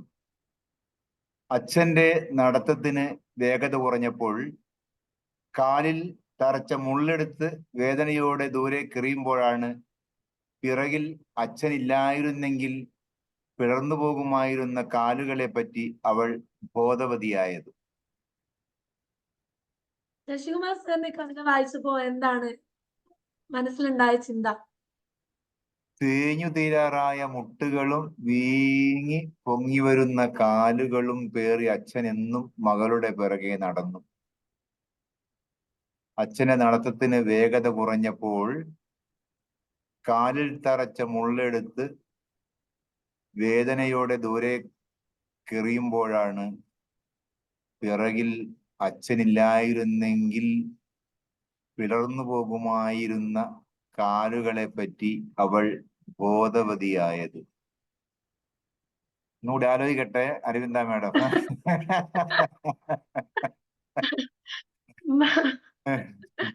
മറ്റാരെങ്കിലും ആലോചിച്ച് ഉത്തരം കിട്ടിയവരുണ്ടെങ്കിലും മുന്നോട്ട് വരാം. അനുവിന്ദ മാം, ഞാന് ഉഷ. ഞാന് അതായത് എന്നും മകളുടെ നിഴലായിട്ട് അച്ഛനുണ്ടായിരുന്നു. അച്ഛന് ഏജ് കൂടുമ്പോഴും അച്ഛനുണ്ടായിരുന്നു. അപ്പോ ചെറിയ മുള്ള് എടുത്ത് കളയാൻ അതിന് സപ്പോർട്ടായിട്ട് തൊട്ടു പുറകില് അപ്പോഴും അച്ഛനുണ്ടായിരുന്നു. അത് തനിച്ചാണ് എടുത്ത് കളഞ്ഞതെങ്കിലും അതിന്റെ താങ്ങായിട്ട് അപ്പോഴും അച്ഛൻ എനിക്ക് എന്നും കൂട്ടുണ്ടായിരുന്നു എന്നാണ് ഓർക്കുന്നത്, എന്നാണ് എനിക്ക് തോന്നിയത്. Okay, thank you. Thank U. അത് തന്നെയാണ് ഇവിടെ പറയാൻ ഉദ്ദേശിച്ചത്. ഏതൊരു പെൺകുട്ടിയെ സംബന്ധിച്ച് അതെ അതെ അതെ ഓർമ്മിക്കുന്നത്, അത് അവരുടെ പ്രാധാന്യം മനസ്സിലാവുന്നത് അപ്പോഴാണ്. അതെ. അപ്പൊ നമ്മളെ ഏറ്റവും കൂടുതൽ പ്രൊട്ടക്ട് ചെയ്യുന്ന പറയൂ മാഡം. ഇത് പറയുമ്പോ ഞാൻ ഒരു കാര്യം പറഞ്ഞോട്ടെ. പറയൂ മാഡം. അതായത് ഒരു അമ്മ മരിച്ച മകന് ഭയങ്കര ദുഃഖഭാരാണ്. അപ്പൊ എന്ത് വിഷമം വരുമ്പോഴും ആ അമ്മേനെ പറ്റി ഓർമ്മിക്കുമ്പോ അവനിങ്ങനെ അവന്റെ രണ്ട് കാലുകളും അമ്മയുടെ രണ്ട് കാലുകളും നടക്കുന്നതായിട്ട് അവന് തോന്നും. ഒരു പ്രാവശ്യം അവന് വല്ലാണ്ട് ഒരു ദുഃഖം വന്നു. അങ്ങനെ ദുഃഖം വന്നിട്ടാകുമ്പോ അമ്മേനെ ഇങ്ങനെ മനസ്സറിഞ്ഞ് വിളിക്കുമ്പോ അവന്റെ രണ്ട് കാലുകൾ മാത്രമേ അവന് കാണുന്നുള്ളൂ. അവന്റെ കാലല്ല, രണ്ട് കാലുകളെ കാണുന്നുള്ളൂ. അപ്പൊ അവന് ദുഃഖിച്ചോണ്ട് ഇങ്ങനെ അമ്മയോട് ചോദിക്കാണ്, എന്ത് പറ്റി, അമ്മ വന്നില്ലേന്ന്. അപ്പൊ പറയുന്നത്, ആ കാണുന്നത് എന്റെ കാലുകളാണ്, എനിക്ക് അത്ര ദുഃഖം വന്നോണ്ട് ഞാൻ നിന്നെ എടുത്തു നടക്കുകയായിരുന്നു അവനേന്ന്. അങ്ങനെ ഒരു കഥ. അതുകൊണ്ടാണ് രണ്ട് കാല് കണ്ടത്. അവനെ എടുത്തു നടക്കായിരുന്നു, ആ ദുഃഖം താങ്ങാനാവാത്തവനെ. അത്ര ദുഃഖമുള്ളതുകൊണ്ട്. വളരെ മനോഹരമായ കഥയാണ് മാഡം. ഒരുപാട് നന്ദി. അപ്പോ ഏറ്റവും കൂടുതൽ ഒരു പെൺകുട്ടിയെ പ്രൊട്ടക്ട് ചെയ്യുന്ന ആ വ്യക്തി എന്ന് പറയുന്നത് അച്ഛനായിരിക്കും. എന്റെ ജീവിതത്തിലും അച്ഛൻ തന്നെയായിരുന്നു. അപ്പോ എപ്പോഴാണ് നമ്മൾക്ക് നോവ് അറിയുന്നത്, വിഷമങ്ങൾ ഉണ്ടാവുന്നത്, അപ്പൊ മാത്രമാണ് ഇത്രയും കാലം അച്ഛൻ ഇല്ലായിരുന്നെങ്കിൽ എന്തൊക്കെ വിഷമസ്ഥിതിയിലൂടെ കടന്നു പോകേണ്ടി വരുമായിരുന്നു എന്നുള്ള ചിന്ത നമ്മൾക്ക് മനസ്സിലുണ്ടാവുന്നത് എന്നുള്ളതാണ്. അപ്പൊ നമുക്ക് ശശികുമാർ സാർ എന്തെങ്കിലും പറയാനുണ്ടോ? രണ്ടു വരി പിന്നെ അല്ല, അത് പറഞ്ഞത് തന്നെ എനിക്ക് മനസ്സിലായി, സംഗതി മനസ്സിലായി. പക്ഷെ അവസാനത്തെ ആ രണ്ടുപേരും ഒന്നും കൂടി ഒന്ന് വിശദീകരിച്ചാൽ ഒക്കെയല്ലേ. അതായത് അച്ഛൻ പ്രൊട്ടക്ട് ചെയ്യുന്നില്ലെങ്കിൽ പൂർണ്ണമായും ഇല്ലാതായി പോകുമായിരുന്ന ഒരു ജീവിതം തനിക്ക് ഉണ്ടായിരുന്നു എന്ന് മനസ്സിലാക്കുകയാണ്. താമസിച്ചാണ് മനസ്സിലാക്കാൻ സാധിച്ചത്. താമസിച്ചാണ് മനസ്സിലാവുന്നത്. പുതിയ വേദനകൾ അനുഭവിക്കുമ്പോൾ മാത്രമാണ് അതിന്റെ പ്രാധാന്യത്തെ പറ്റി മനസ്സിലാവുന്നത്. അനുവിതയുടെ ഒരു മെന്റർ എത്തിയിട്ടുണ്ട്, മാധവൻ ഉണ്ണി സാർ എത്തിയിട്ടുണ്ട്. മാധവൻ ഉണ്ണി സാർ നൻപട്ടി. എനിക്ക് ആ പേര് മെന്റർ എങ്ങനെയാണ് എനിക്ക് വന്നത് എനിക്കറിയില്ല. എനിവേ എന്താ പുള്ളിക്കാരത്തി പറഞ്ഞത് ഞാൻ കേട്ടിട്ടില്ല. നല്ലതാണെങ്കിൽ ഞാൻ വിശ്വസിക്കുകയാണ്. ഞാൻ അനുവിന്ദേനെ പരിചയപ്പെടുന്ന എങ്ങനെ വെച്ചാൽ എൻ്റെ വൈഫിന്റെ ബാങ്കിലെ ഓഫീസറായിരുന്നു. അപ്പൊ ഞാൻ കാണുന്ന സമയത്ത് മഴ നനഞ്ഞ കുരുവി പക്ഷീനെ പോലെയായിരുന്നു പുള്ളിക്കാരത്തി. പിന്നെ പുള്ളിക്കാരത്തി എനിക്കൊരു എവിടെയോ ഒരു കവിതേന്റെ ഒരു ശകലം ഞാൻ വായിക്കുന്ന ആളാണെന്ന് വൈഫ് പറഞ്ഞിട്ട് പുള്ളിക്കാരത്തി തന്നത്. അതാണ് എനിക്ക് അങ്ങനെ തുടങ്ങിയത്. അപ്പൊ ഞാൻ നല്ല സാധനങ്ങൾ എത്ര അങ്ങനെ എഴുതുന്നത് തുടങ്ങിയിട്ട് ഞാൻ ആ ടൈമിൽ പബ്ലിഷ് ചെയ്യാൻ വേണ്ടി കുറെ സ്ട്രെയിൻ എടുത്ത് റോഡ്. പിന്നെ ഇങ്ങനെ വിടർന്ന് വന്ന് പുള്ളിക്കാരത്തി ചിരിച്ച് ഭയങ്കര സ്മാർട്ട്നെസിന്റെ 4 ഇരട്ടി ആയിട്ടാണ് ഇവിടുന്ന് പോയത്. ഇപ്പൊ USA പോയിട്ട് ഇപ്പൊ എങ്ങനെയാന്ന് എനിക്കറിയില്ല. അവിടെ ചെന്നിട്ട് ഇനിയിപ്പോ ഈ പുഷ്പ ഇനി വാർഡൻ വെച്ചിട്ടാണ് ഞാൻ ഷാബു സാറിന്റെ പേരും പല പല ആൾക്കാരുടെ പേരും എടുത്തിട്ട് ജോയിൻ ദിസ് അങ്ങനെ ഇപ്പൊ ക്ലാസ് എടുക്കാൻ തുടങ്ങി. നല്ല ട്രെയിനറായിട്ട്. പിന്നെ she's got the language skills. മലയാളത്തിൽ എനിക്കില്ലാത്തൊരു കാര്യമാണ്. നല്ലോണം മലയാളം എഴുതാനും വായിക്കാനും പറയാനും ഉണ്ട്. അപ്പൊ I thought let's not lose her. അങ്ങനെ പല സ്ഥലത്തും കയറി ഇപ്പൊ ക്ലാസ് ഒക്കെ എടുക്കാൻ തുടങ്ങി. നല്ല നല്ല ട്രെയിനിങ് സെഷൻ കാണാറുണ്ട്. അപ്പൊ ഞാനൊരു നിമിത്തമായാലും എനിക്കൊരു സന്തോഷമുണ്ട്. നമ്മളെ കൊണ്ടുവന്നൊരു ആ നിമിത്തത്തെ കുറിച്ചാണ് പറഞ്ഞത്. സാറ് ഒരു മെന്റർഷിപ്പ് കൊടുത്തു എന്നാണ് പറഞ്ഞത് പബ്ലിഷ് ചെയ്യാൻ. അപ്പൊ അങ്ങനെ ഇപ്പൊ നല്ല രീതിയിൽ പല സ്ഥലത്തും ഇപ്പൊ ടോട്ട്സിൽ ഉണ്ടാണെങ്കിലും പല സ്ഥലത്ത് ക്ലാസ് എടുക്കുന്നുണ്ട്. And may God bless her and let her come up in life. ഇതൊരു പാഷനായിട്ട് സ്വീകരിച്ചിട്ട് പണ്ട് അല്ലാതെ കണ്ടവരെ കാശ് എണ്ണി കഴിഞ്ഞ് ബാങ്കിൽ ഇരിക്കുന്നേക്കാളും നല്ലൊരു കുട്ടിയല്ല. അവനവന്റെ കവിതകൾ ഇപ്പൊ മനസ്സെന്ന് പറഞ്ഞ കീറിക്കളഞ്ഞ പുസ്തകത്തിന്റെ മുകളിൽ കുറെ കവിതകൾ ഞാൻ വായിച്ചിട്ടുണ്ട്. നല്ലൊരു ഉറഞ്ഞുതുള്ളുന്ന ഒരു സാധനം ഉണ്ടായിരുന്നു. അതാണ് എനിക്ക് ആദ്യം തന്ന ഒരു കവിത. നല്ല രസമായിരുന്നു അത് കേൾക്കാൻ വേണ്ടിയിട്ട്. God bless you. Thank you sir. നമുക്ക് അടുത്ത കവിതയിലേക്ക് മൂവ് ചെയ്യാം. അച്ഛന്റെ ഫോട്ടോ കാണുന്നു. അച്ഛന്റെ കൂടെയുള്ള അതെ അച്ഛനാണ്. അച്ഛന്റെ പേര് KV ബാലൻ. KV ബാലൻ. അദ്ദേഹം കണ്ണൂർ കോഓപ്പറേറ്റീവ് അർബൻ ബാങ്കിൽ ജനറൽ മാനേജറായിട്ട് റിട്ടയർ ചെയ്തതാണ്. കഴിഞ്ഞ വർഷം മെയ് 23 അദ്ദേഹം മരണപ്പെട്ടു.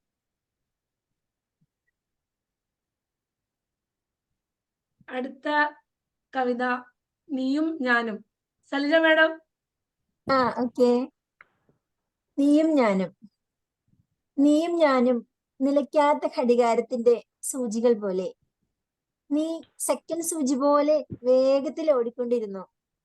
ഞാൻ ആദ്യ മിനിറ്റ് സൂചി പോലെ ഓടി നിന്നോടടുക്കാൻ നോക്കി. പിന്നെ തളർന്ന് മണിക്കൂർ സൂചി പോലെയായി. എങ്കിലും എന്റെ ഓരോ ചെറിയ ചലനത്തിലും 60 തവണ എന്നെ തലോടിപ്പോകുന്ന നിന്റെ വരവിലെ കിതപ്പിന് കാതോർത്താണ് എന്റെ ജീവിതം പുലരുന്നത്. എന്താണ് മാഡത്തിന് ഈ കവിതയെ പറ്റി പറയാനുള്ളത്? അതിന്റെ ഇന്റർപ്രിട്ടേഷൻ പറയുകയാണെങ്കിൽ ഒരുപാട് അർത്ഥതലങ്ങൾ നമുക്ക് അതിനകത്ത് കാണാൻ പറ്റും. ഇപ്പോ വർത്തമാന സമൂഹത്തില് പല കുടുംബ ബന്ധങ്ങളിലും കാണുന്ന ഒന്നായിട്ട് നമുക്കതിനെ താരതമ്യപ്പെടുത്താൻ കഴിയുന്നതാണ്.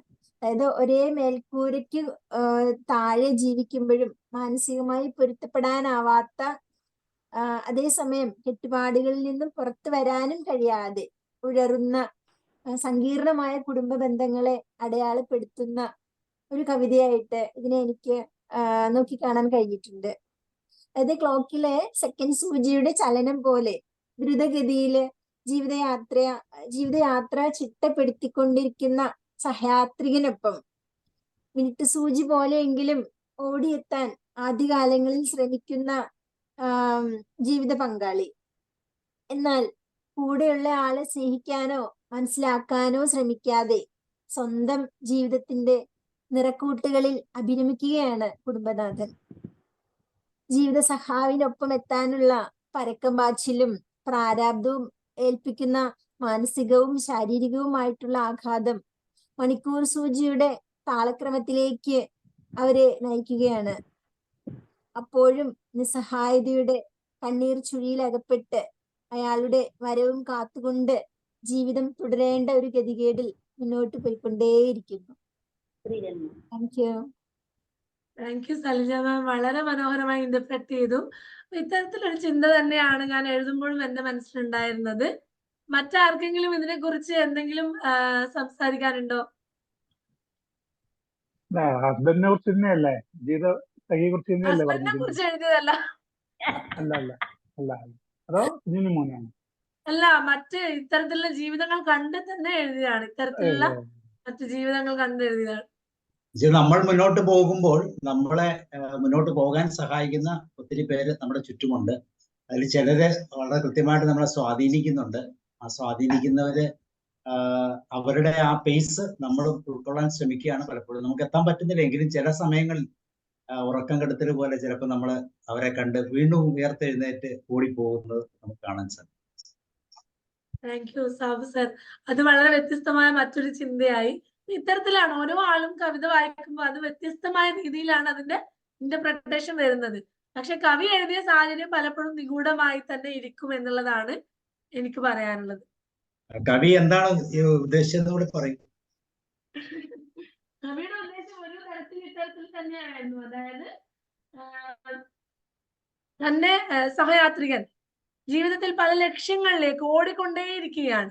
അപ്പോ സഹയാത്രികർക്കാവട്ടെ അവരുടെ അതേ വേഗതയിലേക്ക് ഓടിയെത്താനുള്ള തന്റെ ശ്രമം തുടർന്നുകൊണ്ടേയിരിക്കുന്നു. പക്ഷെ അത് സാധിക്കുന്നില്ല. അപ്പൊ തളർന്ന് അവസാനം മണിക്കൂർ സൂചി പോലെയായി താൻ ഇഴഞ്ഞിട്ടെങ്കിലും നീങ്ങട്ടെ എന്ന് ചിന്തിക്കുന്ന ഒരു ഭാര്യ. അപ്പോ ഈ കറങ്ങിക്കൊണ്ടിരിക്കുന്ന വ്യക്തി 60 തവണ തന്നെ തലോടി പോകുമ്പോ ആ ഒരു സമയത്തുള്ള ഒരു ചെറിയ സമയമാണ് അവര് ആഗ്രഹിക്കുന്നത്. അവരുമായി സ്പെൻഡ് ചെയ്യാനുള്ള ഒരു ചെറിയ സമയമാണ് അവർ ആഗ്രഹിക്കുന്നത്. അപ്പൊ അത്തരത്തിലുള്ള ഒരു ചിന്തയാണ് ഇത് എഴുതാനുണ്ടായിരുന്നത്. അടുത്തൊരു കവിത ചിരുത എന്ന് പറയുന്ന കവിതയാണ്. ചിരുതക്ക് മുഴുപട്ടിണി, 4 ആൺകുഞ്ഞുങ്ങൾക്ക് അരപ്പട്ടിണിയും. മുഴുപട്ടിണിക്കാർ ആൺകുഞ്ഞുങ്ങളുടെ കയ്യിൽ തൂമ്പ കൊടുത്ത് അരപ്പട്ടിണിക്കാരായി. ചിരുത മക്കൾക്ക് തൂമ്പയ്ക്ക് പകരം തൂലിക കൊടുത്തു, പട്ടിണി കിടന്ന് മരിച്ചു. മക്കളും മക്കളും കുടവയറും പേറി നടക്കുന്നുണ്ട്. ആരാണ് ചിരുത? പണ്ടു കോസല രാജ്യത്ത് പേരെഴുന്നോരയോധ്യയിൽ മന്നവന്മാർ വാണിരുന്നു മനുവിൻ തറവാട്ടുകാർ. ശിഷ്ടരെ താങ്ങി രക്ഷിച്ചും ദുഷ്ടരെ കീഴടക്കിയും മന്നവന്മാർ അവർ ചിരം ക്ഷോണിയിൽ കീർത്തി നേടിനാൻ. ബാലരാമായണം പാടി രാമായണം കഥ പഠിപ്പിച്ചു തന്ന ഒരു പാവം മുത്തശ്ശി. ആ മുത്തശ്ശി 2 കൊച്ചു പെൺമക്കളെ തന്റെ കൊച്ചുമക്കളെ സ്നേഹത്തോടു കൂടി വളർത്തി. അപ്പോ ചിരുത എന്റെ മുത്തശ്ശിയാണ്. ഇതാണ് ചിരുത. ഇത് ചിരുതയും ഞാനും. ഇത് ചിരുതയും 4 ആൺമക്കളും. ഇത് ചിരുതയും കൊച്ചുമക്കളും, അതായത് മക്കളും. ഈ ചിരുതയുടെ മൂത്ത പുത്രനാണ് എന്റെ അച്ഛൻ. ചിരുതയുടെ മൂത്ത പുത്രന്റെ 2 പുത്രിമാരിൽ ഇളയ പുത്രിയാണ് ഞാൻ. അപ്പൊ അതാണ് ചിരുതയെ കുറിച്ച് എനിക്ക് പറയാനുള്ളത്. നിങ്ങൾ ചിരുത വായിച്ചപ്പോൾ എന്താണ് നിങ്ങൾക്ക് തോന്നിയെന്ന് നിങ്ങൾക്ക് പറയാം. നിങ്ങൾക്ക് എന്തെങ്കിലും ഷെയർ ചെയ്യാനുണ്ടോ? ഇല്ലെങ്കിൽ ഞാൻ അടുത്ത സ്ലൈഡിലേക്ക് പോട്ടെ. ചിരുതയെ കുറിച്ച് പറയും വേണം. അതാ ആ സ്ലൈഡ് ഒന്ന് മാറ്റിയേ.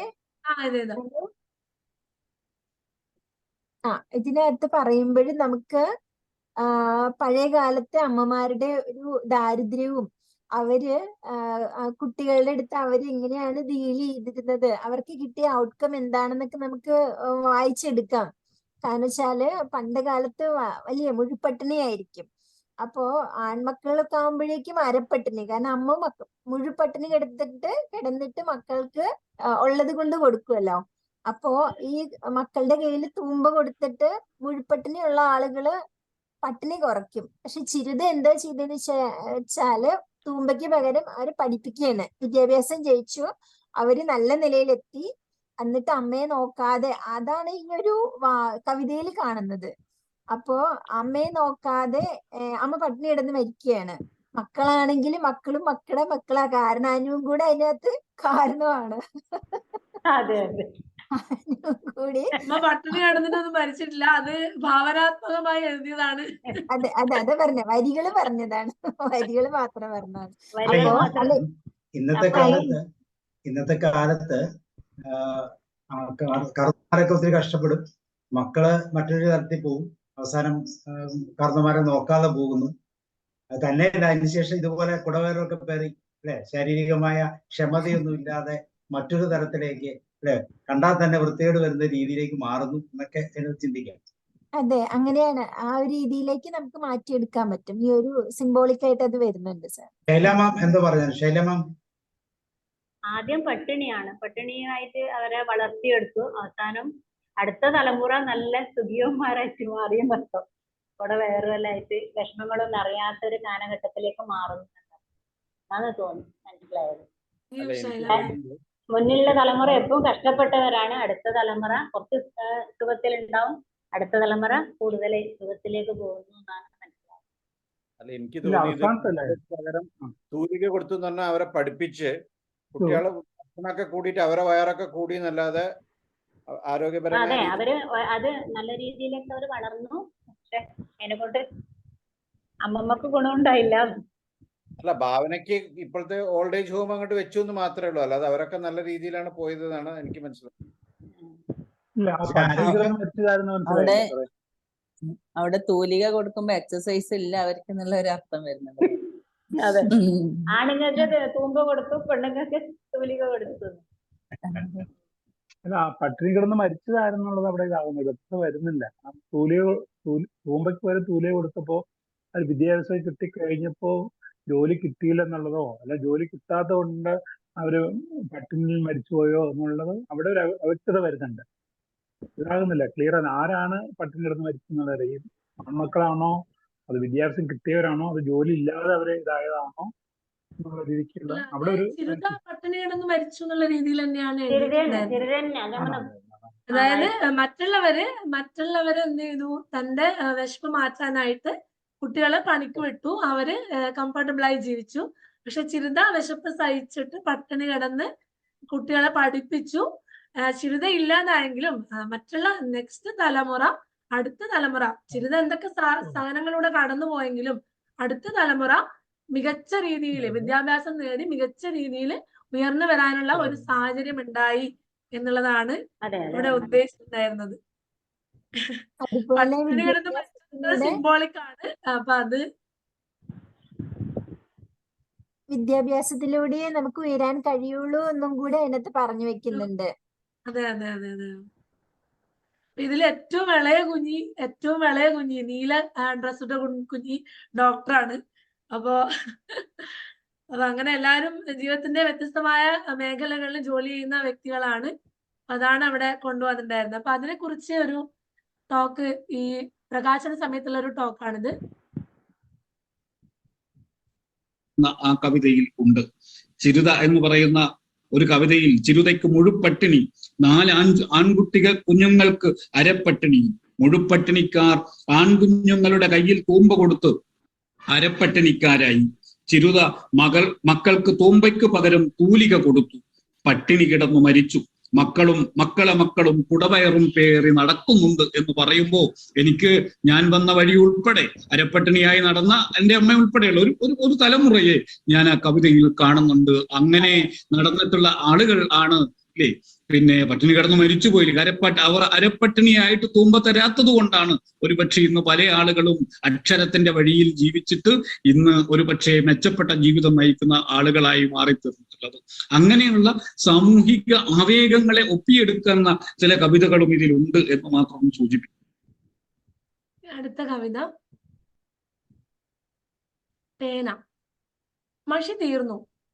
ഒഴിഞ്ഞ കുപ്പികളിൽ ബാക്കിയുള്ള ഓരോ തുള്ളിയും വടിച്ചെടുത്ത് പേനയിലാക്കാൻ തുടങ്ങിയ എന്നെ കണ്ട അദ്ദേഹം എന്റെ കയ്യിൽ നിന്നും പേന പിടിച്ചു വാങ്ങി പുറത്തുള്ള കുളത്തിലേക്ക് എറിഞ്ഞു. പിന്നെ പുറത്തേക്ക് ഇറങ്ങിപ്പോയി. ആ നേരം ഞാൻ എന്റെ കുഞ്ഞിനെയും ഒക്കെ തിരുത്തി കുളത്തിനടുത്തേക്ക് ഓടി. കടവിൽ അവനെ ഇരുത്തി പേന പരതാനായി ഞാൻ കുളത്തിലേക്ക് ഇറങ്ങി. ആഴങ്ങളിൽ ഊളിയിട്ടിട്ടും പേന കിട്ടാഞ്ഞ് നിരാശയായി ഞാൻ കരയിലേക്ക് നീന്തിക്കയറി. കടവിൽ ഒരു കൈയിൽ എന്റെ കുഞ്ഞും മറുകൈയിൽ പുതിയ മഷി നിറച്ച പേനയും തോളത്ത് ചുവന്ന കരയുള്ള തോർത്തുമായി അദ്ദേഹം നിൽപ്പുണ്ടായിരുന്നു. പഴയ പേനയുടെ മുന ഒടിഞ്ഞതിനാൽ അക്ഷരങ്ങൾ പതിയുന്നുണ്ടായിരുന്നില്ലെന്ന് പറഞ്ഞുകൊണ്ട് അദ്ദേഹം എന്റെ നനഞ്ഞ തല തോർത്തി തന്നു.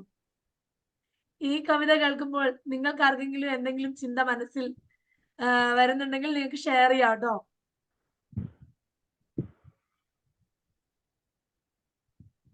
ആർക്കെങ്കിലും എന്തെങ്കിലും ഷെയർ ചെയ്യാനുണ്ടോ? അല്ലെ ഞാൻ അടുത്ത സ്ലൈഡിലേക്ക് പോട്ടെ?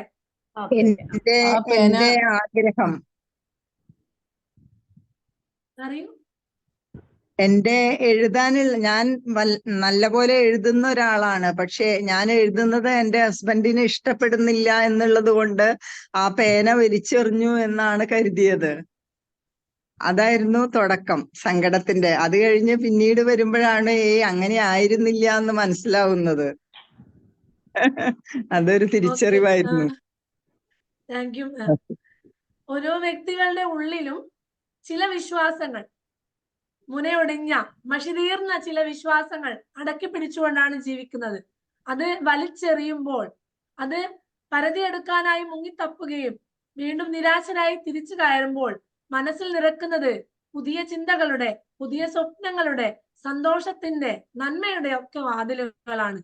പുതിയ പേനയുമായി തിരിച്ച് കയറി വരുമ്പോൾ കാണുന്ന പുതിയ പേന എന്ന് പറയുന്നത് ഇത്തരത്തിൽ നന്മയുടെയും പുതിയ ചിന്തകളുടെയും പുതിയ പുതിയ വിശ്വാസങ്ങളുടെയും ഒക്കെ ഒരു ആകത്തുക തന്നെയാണ് പുതിയ പേന എന്നതുകൊണ്ട് ഇവിടെ ഉദ്ദേശിച്ചിരിക്കുന്നത്. അപ്പൊ നമുക്ക് അടുത്ത സ്ലൈഡിലേക്ക് പോവാം. സമയം കുറച്ച് അതിക്രമിച്ചു പോയിരിക്കുന്നു തോന്നുന്നു, സോറി. അടുത്ത കവിത മഷി. തടിച്ച പുസ്തകം അടിക്കുന്നതിനെ പറ്റി അവൾ എന്നോട് പറഞ്ഞു. താളുകളിൽ കോറിയിടാൻ എടുക്കുന്ന പേനയിൽ നിറക്കുന്ന മഷി എന്റെ ചോരയായതിനാൽ കുപ്പി തീരുന്നതുവരെ എഴുതാമെന്ന് ഞാൻ അവൾക്ക് വാക്കുകൊടുത്തു. എന്താണ് നിങ്ങൾക്ക് പറയാനുള്ളത്?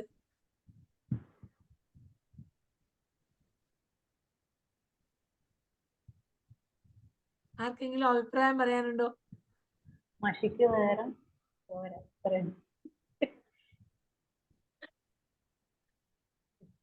കവിത എഴുതുന്നത് ഒരാളുടെ ജീവിതത്തിലെ ഏറ്റവും പലപ്പോഴും എഴുതുന്നത് ഏറ്റവും വിഷമപരമായ അനുഭവങ്ങളെ കുറിച്ച് തന്നെയായിരിക്കാം.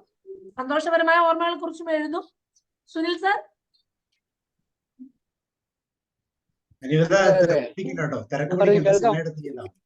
ഓക്കെ. ആ സർ, കേൾക്കാം സർ, പറയൂ.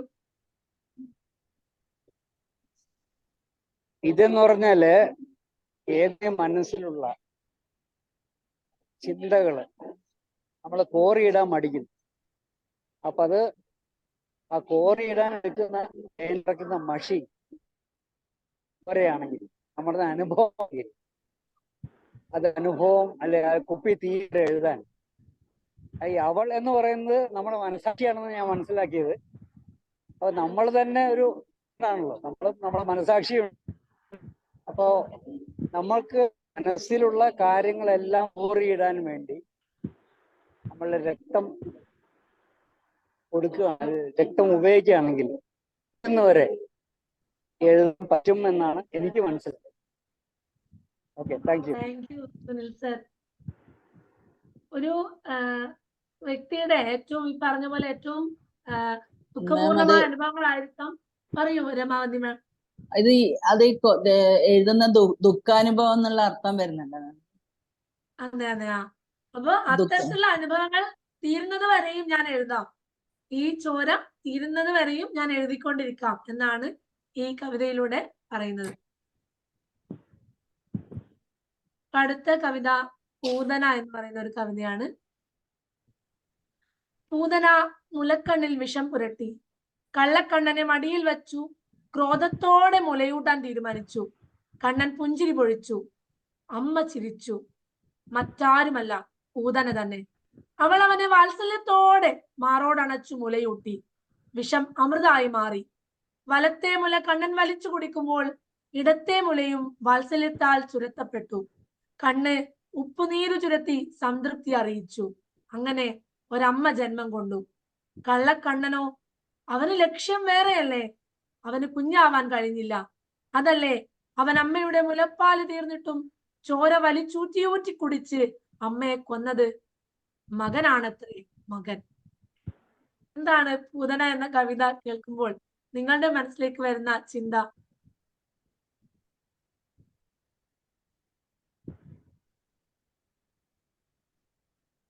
ഓക്കെ, ഏതൊരു സ്ത്രീയും എന്തൊക്കെ ചിന്തകളോട് കൂടിയാണെങ്കിലും ഒരു കുഞ്ഞിനെ, താൻ പ്രസവിച്ചതല്ലെങ്കിലും ഒരു കുഞ്ഞിനെ മടിയിൽ വെച്ച് മുലയൂട്ടുന്ന സമയത്ത് അവർക്ക് ആ കുഞ്ഞിനോട് ഒരു അമ്മക്ക് കുഞ്ഞിനോടുള്ള വാത്സല്യം മാത്രമേ ഉണ്ടാവുകയുള്ളൂ. അത് മുലക്കണ്ണിൽ വിഷം പുരട്ടിയിട്ടാണെങ്കിലും ആ അമ്മ പാലൂട്ടുന്ന സമയത്ത് ആ വിഷം അമൃതായി മാറുക തന്നെ ചെയ്യും എന്നാണ് ഇവിടെ പറയുന്നത്. കൃഷ്ണനെ സംബന്ധിച്ചിടത്തോളം കംസ നിന്നെ വധിക്കും നിന്നുടെ ദേവകി സുതൻ എട്ടാമത്തെ പുത്രൻ കംസനെ വധിക്കുക എന്നുള്ളതാണ് ലക്ഷ്യം. കംസനെ വധിക്കുന്നതിന് മുൻപേ തന്നെ സംഹരിക്കാനായി എത്തിയിരിക്കുന്ന മറ്റെല്ലാ അസുരന്മാരെയും വധിക്കുക എന്നുള്ള ഒരു ലക്ഷ്യം കൂടി കൃഷ്ണനുണ്ട്. കൃഷ്ണൻ ഒരിക്കലും പൂതനയെ ഒരു മാതാവായി സങ്കല്പിക്കാൻ സാധിക്കുന്നില്ല. അപ്പോ തന്റെ കുഞ്ഞിനെ മുലയൂട്ടിക്കൊണ്ടിരിക്കുന്ന ഒരു അമ്മയെ പാല് വലിച്ചൂറ്റി കുടിച്ച് രക്തം കുടിച്ച് കൊല്ലുന്ന ഒരു കൃഷ്ണന്റെ ഒരു ചിത്രമാണ് ഇവിടെ വരച്ചു കാട്ടിയിരിക്കുന്നത്. അപ്പൊ നമുക്ക് അടുത്ത കവിതയിലേക്ക് പോവാം. നിങ്ങൾക്ക് അൻവിത മാം, അതില് ഒരു വരി ശരിക്കും ആ പാല് കൊടുക്കുന്ന ആ സംതൃപ്തി ഉണ്ടല്ലോ അമ്മയുടെ, സാധാരണ സംഭവിക്കുന്നതാണ്. ഇടത്തെ മുലയും വാത്സല്യത്താൽ ചുരത്തപ്പെട്ട് വലത്തെ മുല കൊടുക്കുമ്പോ ഇടത്തെ മുലയും, കാരണം ആ ആത്മാർത്ഥതയും കൂടിയാണ് അവിടെ. അതെ madam, thank you madam, thank you Ramavathi madam. Okay, Shaila madam.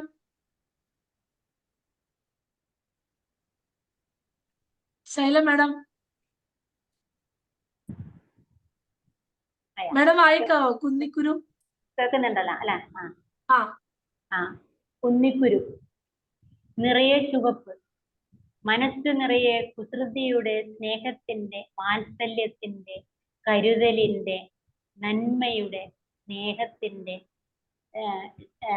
സത്യത്തിന്റെ, ദൃഢനിശ്ചയത്തിന്റെ, നേതൃപാടവത്തിന്റെ, ചങ്കൂറ്റത്തിന്റെ, അങ്ങനെ എല്ലാത്തിന്റെയും ചുവപ്പ്. എന്തിനാവോ ഈ മൊട്ടത്തലയിൽ ഒരു കറുത്ത പൊട്ട്? എങ്കിലും മഞ്ചാടിയേക്കാളും എനിക്കിഷ്ടം കുന്നിക്കുരുവിനോടാണ്. എല്ലാ ചുവപ്പുകൾക്കിടയിലും കറുപ്പുണ്ടെന്ന സത്യം തുറന്നു കാട്ടുന്ന കുന്നിക്കുരുവിനോട്. കണ്ണിന്റെ നടയിൽ വലിയ വട്ടം നിറയെ മഞ്ചാടിയും കുന്നിക്കുരുവും വാരിക്കളിച്ചിട്ടും എന്റെ കുരുത്തക്കേടും കുസൃതിയും കുറഞ്ഞിട്ടില്ലെന്ന് പറഞ്ഞുകൊണ്ട് തേന ചിരിച്ചു. Thank you Shaila teacher. Shaila ടീച്ചർക്ക് കവിത വായിച്ചിട്ട് എന്താണ് തോന്നിയത്? കുന്നിക്കുരു, അതായത് ഒരുപാട് നല്ല കാര്യങ്ങൾ, അതായത് കുറേ ചുവപ്പാണെങ്കിലും കറുപ്പാണ് എടുത്ത് കാണുന്നത്. നമ്മൾ കാണുന്ന സമയത്ത് ആ കറുപ്പാണ് നമ്മൾ ആദ്യം കാണുന്നത്. ഒരുപാട് നന്മകൾ ഉണ്ടെങ്കിലും നമ്മൾ എപ്പം സമൂഹം കാണുന്ന എപ്പോഴും ആ കറുപ്പുള്ള അല്ലെങ്കിൽ ചെറിയ ദോഷങ്ങളായിരിക്കും. അതൊന്നും നമ്മൾ നല്ല ഒന്ന് ചിന്തിക്കരുത്. അതൊരു ഭംഗിയായിട്ട് അത് നമ്മൾ മറന്നുകൊണ്ട് മുന്നോട്ടേക്ക് നീങ്ങുക. Thank you Shaila teacher. വളരെ വ്യത്യസ്തമായിട്ടുള്ള ഒരു ചിന്ത കൊണ്ടുവന്നതിന് മാഡത്തിന് ഒരുപാട് നന്ദി പറയാണ്. മറ്റാർക്കെങ്കിലും എന്തെങ്കിലും ഈ കവിതയെ കുറിച്ച് പറയാനുണ്ടോ? ഈ സാധാരണ ജീവിതത്തിലും ചിരി കുസൃതിയും കുരുത്തക്കേടും ഒക്കെ ഉള്ളത് ഏറ്റവും നല്ലൊരു അലങ്കാരമായി അതിനെ കാണണം, കാണാൻ സഹായിക്കും, മറ്റുള്ളവർക്ക് കാണാൻ സഹായിക്കുമെന്ന് വേണമെങ്കിൽ ചിന്തിക്കും. Thank you Sabu sir. ഈ അവസരം പേന ചിരിച്ചു എന്ന് പറയുന്നതിലാണ്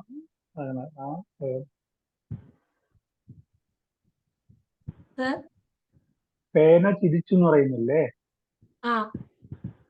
അതാണ് അതിലെന്താ ഉദ്ദേശിക്കുന്നറിയില്ല. പേന ചിരിച്ചു, കുസൃതി മാറിയിട്ടില്ല. അല്ല വേറെ എന്താണ് പറയൂ സാർ. എനിക്ക് ഏറ്റവും ഇഷ്ടപ്പെട്ടത് എല്ലാ ചുവപ്പുകളിലും ഒരു കറുപ്പുണ്ട്. അതുകൊണ്ടാണ് മഞ്ചാടിക്കുരുവിനേക്കാളും എനിക്ക് കുന്നിക്കുരുവിനെ ഇഷ്ടപ്പെട്ടു. അതെ, ഈ കഴിഞ്ഞ ദിവസം ഞാൻ ഗുരുവായൂർ പോയിരുന്നു. അപ്പോഴും കുന്നിക്കുരു വാരാനാണ് നമുക്ക് തോന്നിയത്. അപ്പൊ കണ്ണന്റെ നടയില് വലിയ വട്ടളം അല്ലേ? അതെ. ആ അതെ. അത് ഈ ഒരു പ്രായത്തിൽ പോലും അതൊന്ന് വാരാനുള്ളൊരു കൗതുകം മനസ്സിലുണ്ട്. അതെ അതെ. ചുവപ്പിന്റെ ഇടയിലെ കറുപ്പാണ് ഈ മഞ്ചാടിക്കുരുവിനെ വ്യത്യസ്തനാക്കുന്നത്. Thank you. ഇങ്ങനെ ഇതുപോലെ ഏത് പ്രായത്തിലും ഇങ്ങനെ കളിക്കാനായിട്ട് വാരി കളിക്കാൻ തോന്നുന്ന ഒരു മനസ്സിനാണ് ഒരു വലിയ ഗ്രേറ്റ്നെസ് ഉള്ളതെന്നും കൂടി ഉണ്ട് സാറ്. സുനിൽ സാറ് 90 വയസ്സായാലും 100 വയസ്സായാലും അത് ഉണ്ടാവണം എന്നുള്ളതാണ് child ego state. Thank you. മനസ്സിന്റെ വലിപ്പം, അതുപോലെ ആ കുസൃതി നമ്മൾ വളരും തോറും അത് എല്ലാം പോവില്ല എന്നുള്ളതാണ്. ഞാനിപ്പോഴും കുയിലിന്റെ ഒന്നിച്ച് കൂവാറുണ്ട്, ഇന്നും കൂവിയിരുന്നു. കുയിലിന്റെ ഒന്നിച്ച് കൂവാറുണ്ട്, ഇന്നും കൂവിയിരുന്നു. രമാവതി മാം, ഗ്രേറ്റ്. അവിടെയാണ് നമ്മൾ ആ ഒരു ശിശുഭാവം നമ്മൾ കളയരുത്. അതെ അതെ. Thank you all. എല്ലാവരും ഈ ചർച്ച നമ്മുടെ താല്പര്യങ്ങളൊന്നും മൂടി അല്ലെ മറ്റുള്ളവർക്ക് വേണ്ടിയിട്ട് മാറ്റി വെക്കരുത്. അതെ. എല്ലാ പൂർണ്ണതകളിലും ഒരു അപൂർണതയുണ്ട് എന്നാണ് ഇവിടെ പറയാനായി ആഗ്രഹിക്കുന്നത്. എവിടെയാണ് എല്ലാ നന്മകൾ മാത്രമുള്ള വ്യക്തികളെ നമ്മൾ കണ്ടുമുട്ടുന്നത്? എല്ലാ നന്മയുള്ള വ്യക്തികളുടെ ഉള്ളിലും തിന്മയുടെ എന്തെങ്കിലും ഒരു അംശം ഉണ്ടാവും. അവര് പ്രൊജക്ട് ചെയ്യുന്നത് ചിലപ്പോൾ നന്മ മാത്രമായിരിക്കാം, പക്ഷെ അതിനുള്ളിലും അവരിലും ഫ്ലോസ് ഉണ്ടാവാം. അതായത് തിന്മയുടെ ചില അംശങ്ങൾ അവരിലും ഉണ്ടാവാം. എല്ലാ പൂർണ്ണതകളിലും ഒരു അപൂർണതയുണ്ടെന്ന് ഓർമ്മിപ്പിക്കുന്ന ഒരു കവിതയാണ് കുന്നിക്കുരു. അടുത്ത കവിതയിലേക്ക് പോവാം. 10ാമത്തെ കവിത. ഇത് എന്റെ ഏറ്റവും ഇഷ്ടപ്പെട്ട കവിതയാണ്. ജന്മമുണ്ടെങ്കിൽ, ഇനിയൊരു ജന്മമുണ്ടെങ്കിൽ ഒരു തൂവലായി പിറക്കണം. ഭാരമില്ലെങ്കിലും കിളിയ വാനിലോളം ഉയർത്തണം. മഴ ചിന്നുമ്പോൾ സ്വയം നനഞ്ഞുകൂടി വിറച്ച് കിളിക്ക് പുതപ്പാകണം. കിളിക്ക് വാട്ടം തട്ടിക്കാതെ വെയിലിൽ ഉണങ്ങണം. അതെ, ഒരു പാവം കിളിയുടെ തൂവൽ. ഈ കവിത വായിക്കുമ്പോ നിങ്ങൾക്ക് എന്താണ് ചിന്തിക്കാൻ സാധിച്ചത്? എനിക്ക് ഇത്രയും നാള് കൊണ്ട് അനുവിനെ മനസ്സിലായത്രയും അനുവിന്റെ ഒരു അംശം ഇതിലുണ്ട് എന്ന് തോന്നിയിട്ടുണ്ട്. കാരണം ഒരു തൂവലായിട്ട് ഒരു കിളിയെ പ്രൊട്ടക്ട് ചെയ്യാൻ ആഗ്രഹിക്കുന്ന, വാനോളം ഉയർത്താൻ, അല്ലെങ്കിൽ മഴ പെയ്യുമ്പോൾ നനഞ്ഞു കൂടി കിളിക്ക് പുതപ്പാകാൻ, കിളിക്ക് വാട്ടം തട്ടാതെ വെയിലിൽ ഉണങ്ങാൻ സഹായിക്കുന്ന ഒരു നന്മയുടെ മനസ്സ്, അതുപോലെ ഒരു തൂവലാണ് അനുവിന്റെ മനസ്സ് എന്ന് കൂടി എനിക്ക് തോന്നിയിട്ടുണ്ട്. വളരെ അർത്ഥവത്തായിട്ടുള്ള ഒരു കവിത. Thank you. Thank you so much. മറ്റാർക്കെങ്കിലും എന്തെങ്കിലും ഷെയർ ചെയ്യാനുണ്ടോ? എനിക്ക് തോന്നിയതേ, പറയൂ, കേൾക്കാം. നമ്മൾക്ക് നമ്മുടെ ജീവിതത്തിൽ ഒരു പർപ്പസും, അതൊരു പക്ഷെ ആൾക്കാരെ സംരക്ഷിക്കുന്നതായിരിക്കാം, സപ്പോർട്ട് ചെയ്യുന്നതായിരിക്കാം, അല്ലെങ്കിൽ ഏത് റോള് നമ്മൾ എടുത്താലും ശരി, അതൊരു തൂവല് പോലെ നമ്മുടെ ഒരു സാന്നിധ്യം, ആ തൂവലിന്റെ സാന്നിധ്യത്തിനെ മഹത്വവൽക്കരിക്കുകയാണ് ഈ ഒരു കവിതയിലൂടെ ഞാൻ മനസ്സിലാക്കിയത്. ഒരു പക്ഷിയുടെ ഒരു തൂവൽ എന്ന് പറഞ്ഞാൽ തൂവൽ കൊഴിഞ്ഞു പോകാൻ സാധ്യതയുണ്ട്, എങ്കിലും ആ സാന്നിധ്യം അവിടെ ഉള്ളിടത്തോളം കാലം അത് കൃത്യമായിട്ട് ഒരു സപ്പോർട്ടിങ് സിസ്റ്റം എന്ന് പറയുന്നത്.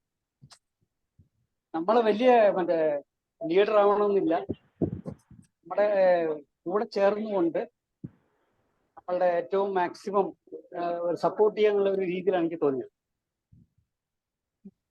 Thank you Sunil sir. Thank you sir. അനുവിന്റെ കുടുംബത്തിന് തന്നെയല്ലേ ഇത് പറയുന്നത്? അതെ, ഞാനിത് എന്റെ ഭർത്താവിന് ഡെഡിക്കേറ്റ് ചെയ്ത് എഴുതിയ കവിതയാണ്. അതായത് അടുത്തൊരു ജന്മമുണ്ടെങ്കിൽ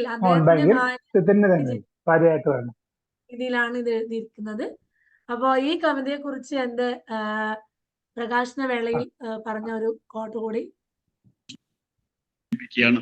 പിന്നെ ഇതിലെനിക്ക് ഏറ്റവും ഇഷ്ടപ്പെട്ട ഒരു കവിത ഉണ്ട്, ഇനിയൊരു ജന്മമുണ്ടെങ്കിൽ എന്ന ഒരു തൂവലായി പിറക്കണം എന്ന്. ഭാരം ഇല്ലെങ്കിലും കിളിയെ വാനിലേക്ക് ഉയർത്തണം, മഴ ചിന്നുമ്പോൾ സ്വയം നനഞ്ഞ് വിറച്ച് കിളിക്ക് പുതപ്പാകണം, കിളിക്ക് വാട്ടം തട്ടിക്കാതെ വെയിലിൽ ഉണങ്ങണം, അതെ ഒരു പാവം കിളിയുടെ തൂവൽ എന്ന് പറയും. ജീവിതത്തെ കുറിച്ചിട്ടുള്ള ഒരു വലിയ കാഴ്ച അതിനകത്തുണ്ട്. നിസ്സാരമായ ഒരു തൂവലിന് വി.പി. രാമേന്ദ്രന്റെ കവിതയൊക്കെ മനസ്സിൽ വെച്ചിട്ടാണ് ഞാൻ പറയുന്നത്. ഒരു ചെറിയ തൂവലായി, ഭാരമില്ലാത്ത തൂവലാണ് ഈ കിളിയെ ആകാശത്തിലേക്ക് ഉയർത്തിവിടുന്നത് എന്ന്, മഴയത്ത് നനഞ്ഞു വിറച്ചിരുന്നിട്ടാണ് അത് കിളിക്ക് ചൂട് പകരുന്നത് എന്ന്, അത് അല്ലെ വെയിൽ കൊണ്ട് വാടിയിട്ടാണ് ആ വെയിലിന്റെ ചൂട് കിളിക്കേൽക്കാതെ അതിനെ രക്ഷിക്കുന്നത് എന്ന്, അങ്ങനെയുള്ള ഒരു തൂവലായി മാറിത്തീരാൻ സാധിക്കുക എന്ന് മാധവൻ പുറച്ചേരി പതാകയിൽ പറഞ്ഞു എന്ന് ഞാൻ സൂചിപ്പിച്ചു. ഇല്ലേ, പ്രളയത്തിന് മുകളിൽ ഒഴുകി വരുന്ന ആളുകളെ രക്ഷിച്ച ശിഷ്യരിൽ കരുണയുടെ വെളിച്ചം ഉണ്ടായിരുന്നു, അത് കവിതയുടെ വെളിച്ചമായിരുന്നു എന്ന് പറയുന്നുണ്ട്. അങ്ങനെയുള്ള വെളിച്ചങ്ങളെ നിർമ്മിക്കുന്നതിൽ കവിത സഞ്ചരിക്കുന്ന വഴിയിൽ അത് പല രീതിയിൽ എങ്ങനെയാണ് ഈ വെളിച്ചത്തെ കുറിച്ച് പറയുന്നത് എന്നുള്ളതിന്റെ ചില സ്വരങ്ങൾ നമുക്ക് അനുവിന്ദയുടെ കവിതയിലും കേൾക്കാൻ സാധിക്കും. അതാണ് അവിടെ പറയുന്നത്.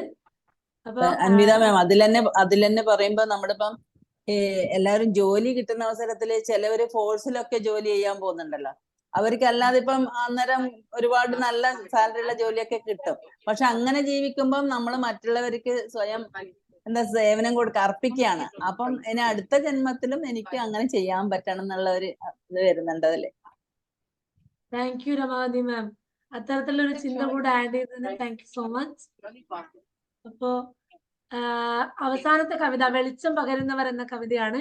ഈ ഒരു കവിത ബേസ് ചെയ്തിട്ടാണ് ഇതിനൊരു ഹെഡിങ് കൊടുത്തിരിക്കുന്നത്, അതായത് മെഴുകുതിരികൾ എന്ന് പറയുന്ന ഹെഡിങ് കൊടുത്തിരിക്കുന്നത്. ഈ കവിത എഴുതാനുണ്ടായിരുന്ന കോണ്ടെക്സ്റ്റ് കൂടി പറയാം. 2018 കാലഘട്ടങ്ങളിൽ കല്യാൺ ജ്വല്ലേഴ്സിന്റെ ഒരു പരസ്യം വന്നിട്ടുണ്ടായിരുന്നു. ചിലപ്പോൾ നിങ്ങൾ കേട്ടിട്ടുണ്ടാവും, ബാങ്കേഴ്സ് ഉണ്ടെങ്കിൽ അവർ പ്രത്യേകിച്ച് കേട്ടിട്ടുണ്ടാവും. ബാങ്കേഴ്സിനെ കുറച്ച് നിന്ദ്യമാക്കുന്ന രീതിയിൽ ഒരു പരസ്യം ഉണ്ടായിരുന്നു അവരുടെ ഒരു അപ്പൊ അത് വലിയ പ്രൊട്ടസ്റ്റ് വന്നു അതിനെതിരെ. അമിതാഭ് ബച്ചൻ തന്റെ മകളും ഒത്ത് ബാങ്കിലേക്ക് പോവുകയും അവിടെ നിന്ന് തന്റെ പെൻഷൻ അക്കൗണ്ടിലേക്ക് ഡബിൾ എൻട്രി പൈസ വന്നു, അപ്പൊ അത് തിരിച്ചെടുക്കണമെന്ന് പറയുമ്പോ എക്സ്ട്രാ പൈസ വന്നതല്ലേ, അത് താങ്കൾ തന്നെ വെച്ചോളൂ എന്ന് പറയുന്ന ഉദ്യോഗസ്ഥനോട് എവിടെയാണോ റൂൾസ് പാലിക്കപ്പെടുന്നത് അവിടെ മാത്രമാണ് വിശ്വാസം നിലനിൽക്കുന്നത് എന്നുള്ള ഒരു ടാഗ് ലൈനോട് അദ്ദേഹം മറുപടി പറയുന്ന ഒരു പരസ്യം. അപ്പോൾ അത് വളരെയേറെ ബാങ്കിങ് ഇൻസ്റ്റിറ്റ്യൂട്ട്സിനെയും അവിടെയുള്ള എംപ്ലോയീസിനെയും നെഗറ്റീവ് ആയിട്ടുള്ള ഒരു ചിന്ത കൊണ്ടുവരുന്ന പ്രചരിപ്പിക്കുന്ന ഒരു പരസ്യമാണ് എന്നുള്ള നിലയിൽ വളരെ അഗെയിൻസ്റ്റ് ആയിട്ട് ഒരുപാട് പ്രൊട്ടസ്റ്റുകൾ വന്നു. അപ്പോൾ സൗമ്യ ദത്ത എന്ന് പറയുന്ന ഐബോക്കിന്റെ ഓൾ ഇന്ത്യ ബാങ്ക് ഓഫീസേഴ്സ് കോൺഫെഡറേഷന്റെ ഹെഡായിരുന്നു അതിന് നേതൃത്വം കൊടുത്തിരുന്നത് പ്രൊട്ടസ്റ്റിന്. അപ്പൊ ആ സമയത്ത് എഴുതിയ കവിതയാണിത്. അത് ഈ പ്രൊട്ടസ്റ്റിന് ശേഷം അവര് ഈ ഒരു പരസ്യം പിൻവലിച്ചു എന്നുള്ളതാണ്. അപ്പോ ഇത്തരത്തിലാണ് കവിത. വെളിച്ചം പകരുന്നവർ ഇരുട്ട് പരക്കാൻ തുടങ്ങി. ചിലർ മിന്നാമിന്നികളായി പറന്നു വന്നു, ചിലർ തീപന്തങ്ങളായി. മൺചിരാതിൻ തിരിയായി തെളിഞ്ഞു ചിലർ. മേലെ വിണ്ണിൻ താരകങ്ങളായും തേങ്ങാപ്പൂളായും ചിലർ താഴേക്ക് വെളിച്ചം ചൊരിഞ്ഞു. മെഴുകുതിരിയായി സ്വയം ഉരുകി വെളിച്ചം പരത്തി ചിലർ. നിലവിളക്കിന്റെ എണ്ണമണമുള്ള വെളിച്ചം പകർന്നു മറ്റു ചിലർ. നിശ അന്ധകാരമയമെന്നു നനച്ചിരുന്നവർ നിരാശരായി. പല തുള്ളികളിൽ നിന്നും പെരുവെള്ളമായി വെളിച്ചമൊഴുകി വന്നുകൊണ്ടിരുന്നു. പരന്നൊഴുകട്ടെ, പ്രകാശമയമാകട്ടെ നിശയിലും ലോകം. എല്ലാവർക്കും ഏതെങ്കിലും ഒരു തരത്തിൽ മറ്റുള്ളവർക്ക് പ്രകാശം ചൊരിയാനായി സാധിക്കട്ടെ. അത് മെഴുകുതിരിയായി സ്വയം ഉരുകിയൊലിക്കണമെന്നില്ല. ഏതെങ്കിലും ഒരു തരത്തിൽ നിങ്ങളുടെ ജീവിതത്തിൽ മറ്റുള്ളവർക്ക് പ്രകാശം പരത്താൻ സാധിക്കട്ടെ എന്ന് മാത്രം ആശംസിച്ചുകൊണ്ട് എന്റെ സെഷൻ ഇവിടെ അവസാനിപ്പിക്കുകയാണ്. എന്നെ കേട്ട എല്ലാവർക്കും നന്ദി. ഞാൻ ഒന്ന് സ്റ്റോപ്പ് ഷെയർ ചെയ്തോട്ടെ. Thank you so much. Thank you Anuvitha. വളരെ മനോഹരമായ ഒരു സെഷൻ. തന്റെ കവിതകളിലൂടെ മനസ്സിൽ ഉൾക്കൊള്ളുന്ന വികാരങ്ങളെ കൃത്യമായിട്ട് പ്രതിഫലിപ്പിച്ചു. കൂടെ ഷൈല മാമും അതുപോലെ തന്നെ സൽജ മാമും എല്ലാം അതുപോലെ തന്നെ പാട്ടുകൾ പാടി അല്ലെങ്കിൽ കവിതകൾ ചൊല്ലി, സുനിൽ സാറൊക്കെ കവിതകൾ ചൊല്ലി. തീർച്ചയായിട്ടും അതിനോടൊപ്പം ഒത്തിരി ആശയങ്ങളും പങ്കുവയ്ക്കപ്പെട്ടു. വളരെ മനോഹരമായ സെഷൻ. നമുക്ക് ഒന്നും പറയാത്തവരെ കുറിച്ച് നമുക്കൊന്ന് വിളിക്കാം. എനിക്ക് തോന്നുന്നു റോയ് സാർ, ജോഷി സാർ ഒന്നും പറഞ്ഞില്ല. റോയ് സാർ ഒന്ന് സ്റ്റാർട്ട് ചെയ്യും. ആരെങ്കിലും ഉടനെ പോകാനുണ്ടോ? ഉടനെ പോകാനുണ്ടെങ്കിൽ ആരെങ്കിലും ഉണ്ട് പറയണമെങ്കിൽ പറഞ്ഞു കേട്ടോ. Anybody else? കവിത ആസ്വാദനം എന്ന് പറയുന്ന ഒരു ഭാഗം പണ്ട് 10ാം ക്ലാസ് വരെ പഠിക്കുന്ന കാലങ്ങളിൽ പാഠപുസ്തകത്തിലെ കവിതകൾ വായിച്ചിട്ടുണ്ട്. പിന്നെ വല്ല സിനിമാ ഗാനങ്ങളുടെ ഒക്കെ ആശയങ്ങളൊക്കെ ഒന്ന് ആലോചിച്ച് നോക്കിയിട്ടുണ്ട്. പക്ഷേ ഇത് ഇരുത്തി ചിന്തിക്കുന്ന ചില ഘടകങ്ങളായിട്ട് എനിക്ക് ഫീൽ ചെയ്യും. അപ്പോൾ അരവിന്ദ പറയുമ്പോൾ ആ ആശയങ്ങളെ കുറേ കൂടി വിപുലീകരിക്കാൻ നമ്മുടെ അനുഭവത്തിൽ നിന്നുകൂടെ പറ്റുന്ന ഒരു സൃഷ്ടിയായിട്ട് എനിക്ക് തോന്നി. അപ്പോൾ ഇതുവഴി കവിത ആസ്വാദനത്തിനുള്ള ഒരു ടേസ്റ്റ് ഉണ്ടായോ എന്നെനിക്കൊരു സംശയം. നേരത്തെ ഇല്ലായിരുന്നു, ഉണ്ടായിരുന്നു. അപ്പോൾ ഈ ഒരു കവിത ആസ്വാദനം വളരെ സുഖം പകരുന്ന ഒന്നാണ് എന്ന് പഠിപ്പിച്ചു തന്ന അനുവിന്ദയ്ക്ക് വളരെയധികം അഭിനന്ദനം. ഇത്ര എനിക്ക് പറയാം. Thank you. Okay, Joshi sir.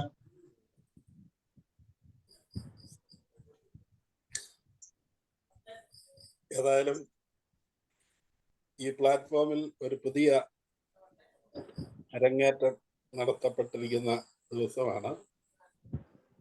അതിന് തയ്യാറായ അരവിന്ദ ബാലനെ പ്രത്യേകമായിട്ട് അഭിനന്ദിക്കുന്നു. മലയാള സർവകലാശാലയുടെ ഡീനും പ്രൊഫസറും തുടങ്ങി നിരവധി പ്രഗത്ഭർ, 3-4 പേരെ അനുവിന്ദ തന്നെ വളരെ പ്രഗത്ഭരായ ആളുകളെ കൂടെ രംഗത്തിറക്കി ഏറെ മനോഹരമാക്കിയ ഒരു സെഷനാണ്. അവിടെ എന്നെ പോലെയുള്ള വളരെ നിസ്സാരരായ ആളുകളുടെ പ്രതികരണത്തിന് വലിയ പ്രസക്തിയൊന്നുമില്ല. ഇവരൊക്കെ പറഞ്ഞ നല്ല വാക്കുകളെ ഞാനും എടുത്തു വെച്ച് അഭിനന്ദിക്കുന്നു. എന്നാൽ എൻ്റെ ഞാൻ ഓപ്പണായിട്ട് പറഞ്ഞാല്, ഞാൻ ഇത് കേൾക്കാനായിട്ട് ഇരുന്നത് കവിതയെന്ന് കേൾക്കുമ്പോൾ നമ്മുടെ മനസ്സിലേക്ക് എൻ്റെ മനസ്സിലേക്ക് ആദ്യം കടന്നു വന്നത് വൃത്തവും അലങ്കാരവും പ്രാസവും ഒക്കെ ഉള്ള ആ പറയുന്ന ഒരു രീതിയിലെ ഒരു ലോകത്തെക്കുറിച്ച് ചിന്തിച്ച് വശായിട്ടാണ് ഞാൻ ഇരുന്ന് കേൾക്കാനിരുന്നത്. അത് അല്ലായിരുന്നു എന്ന് ഇത് ഒരുപക്ഷെ ആധുനിക കവിതകള് ഇങ്ങനെയായിരിക്കാം. ഇപ്പൊ പഴയ നാടക സങ്കേതമൊക്കെ മാറിയിട്ട് സിംബോളിക് നാടകങ്ങൾ ഒക്കെ വന്ന് വഴിമാറിയിട്ടുണ്ടല്ലോ. അതുപോലെ തന്നെ എൻ്റെ മനസ്സിലേക്ക് വേറൊരു ഓർമ്മ വന്നത്, പണ്ട് കവിതാ രചന പഠിപ്പിക്കാനായിട്ട് ഒരു ക്ലാസ് നടത്തിയ അവസരത്തിൽ അവരവർക്കറിയാവുന്ന തരം കവിത എഴുതാൻ പറഞ്ഞ് എഴുതിയ അവസരത്തില് പലരും എഴുതി കൊടുത്തു, ഞാനും എഴുതി കൊടുത്തു. അപ്പോൾ ആ കവിത പഠിപ്പിക്കാൻ വന്ന അധ്യാപകൻ പറഞ്ഞ വിലയിരുത്തലിൽ പറഞ്ഞ കാര്യങ്ങൾ, ഇതിൽ നിങ്ങൾ പലരും എഴുതിയിരിക്കുന്നത് കവിതയല്ല, ഗദ്യമാണ്. ഗദ്യവും പദ്യവും തമ്മിൽ വ്യത്യാസമുണ്ട്. അതിന് പദസമ്പത്തുകൾ നമ്മൾ ധാരാളമായിട്ട് ആർജിച്ചെടുത്തിട്ട് അത് ഗദ്യത്തിൽ നിന്ന് കുറെ കൂടി വ്യത്യസ്തമായിട്ട് അവതരിപ്പിച്ച് അത് പലതും നമ്മളെ പാടിക്കേൾപ്പിക്കുകയും മനസ്സിലാക്കിക്കുകയും വലിയ കവിതകൾ പലത് പറഞ്ഞും അതിന് സമാനമായിട്ട് എഴുതി പറയാനും ഒക്കെ പഠിപ്പിച്ചതും ഞാൻ ഓർത്തു. അങ്ങനെ കാണാഞ്ഞപ്പോൾ എനിക്കതുമായിട്ട് അങ്ങോട്ട് ആദ്യ ഘട്ടത്തിൽ പൊരുത്തപ്പെടാൻ സാധിച്ചില്ല. ആശയസമ്പുഷ്ടമാണ്, ആശയങ്ങൾ ധാരാളമുണ്ട്. നമ്മൾ ഒരുപാട് സൂക്തങ്ങളും ആളുകളുടെ ചിന്തകളും ഒക്കെ നമ്മൾ വായിക്കുമ്പോൾ ലഭിക്കുന്നത് പോലെ തന്നെയുള്ള വളരെ സമ്പുഷ്ടമായ ആശയങ്ങളുണ്ട്. അതിന് പലരും ഇത് എഴുതിയ അനുവിന്ദ ആഗ്രഹിക്കാത്തതോ അല്ലെങ്കിൽ ചിന്തിക്കാത്തതായ തലങ്ങളിൽ കൂടെയും പലരും അതിനെ കണ്ടെത്തി എന്നുള്ളത് അതിന്റെ മഹത്വം തന്നെയാണ്. അപ്പോൾ എൻ്റെ മനസ്സിലൂടെ കടന്നുപോയത് ഞാൻ കവിത കേൾക്കാനായിട്ടിരുന്നത് ഈ അലങ്കാരം, വൃത്തവും പ്രാസവും ഒക്കെ ചേർന്ന ചില ഈണത്തിലും താളത്തിലും ഒക്കെ കേൾക്കാനിരുന്നത് കേട്ടില്ല എന്നുള്ളത് മാത്രമേ ഉള്ളൂ. അതൊരു പോരായ്മയാണെന്നൊന്നും എനിക്ക് തോന്നുന്നില്ല. എങ്കിലും എൻ്റെ മനസ്സിലിരിപ്പ് അതായിരുന്നു. അതുണ്ടായില്ല, അതെന്തുകൊണ്ടാണ്, അല്ലെങ്കിൽ അത് ആവശ്യമില്ലേ എന്നുള്ള ഒരു മറുപടി കൂടെ പറയാൻ പറ്റുകയാണെന്നുണ്ടെങ്കിൽ പറഞ്ഞാൽ എൻ്റെ ആ ഒരു സന്ദേഹത്തിന് ഒരു വിരാമമാകും. ഓക്കെ, എല്ലാവിധ മംഗളങ്ങളും ഈ പ്ലാറ്റ്ഫോമിൽ വന്ന് ഇനിയും ധാരാളം ഇത്തരം കാര്യങ്ങൾ അവതരിപ്പിച്ചതിനെ ഭംഗിയാക്കണമെന്ന് അഭ്യർത്ഥിക്കുന്നു. Thank you.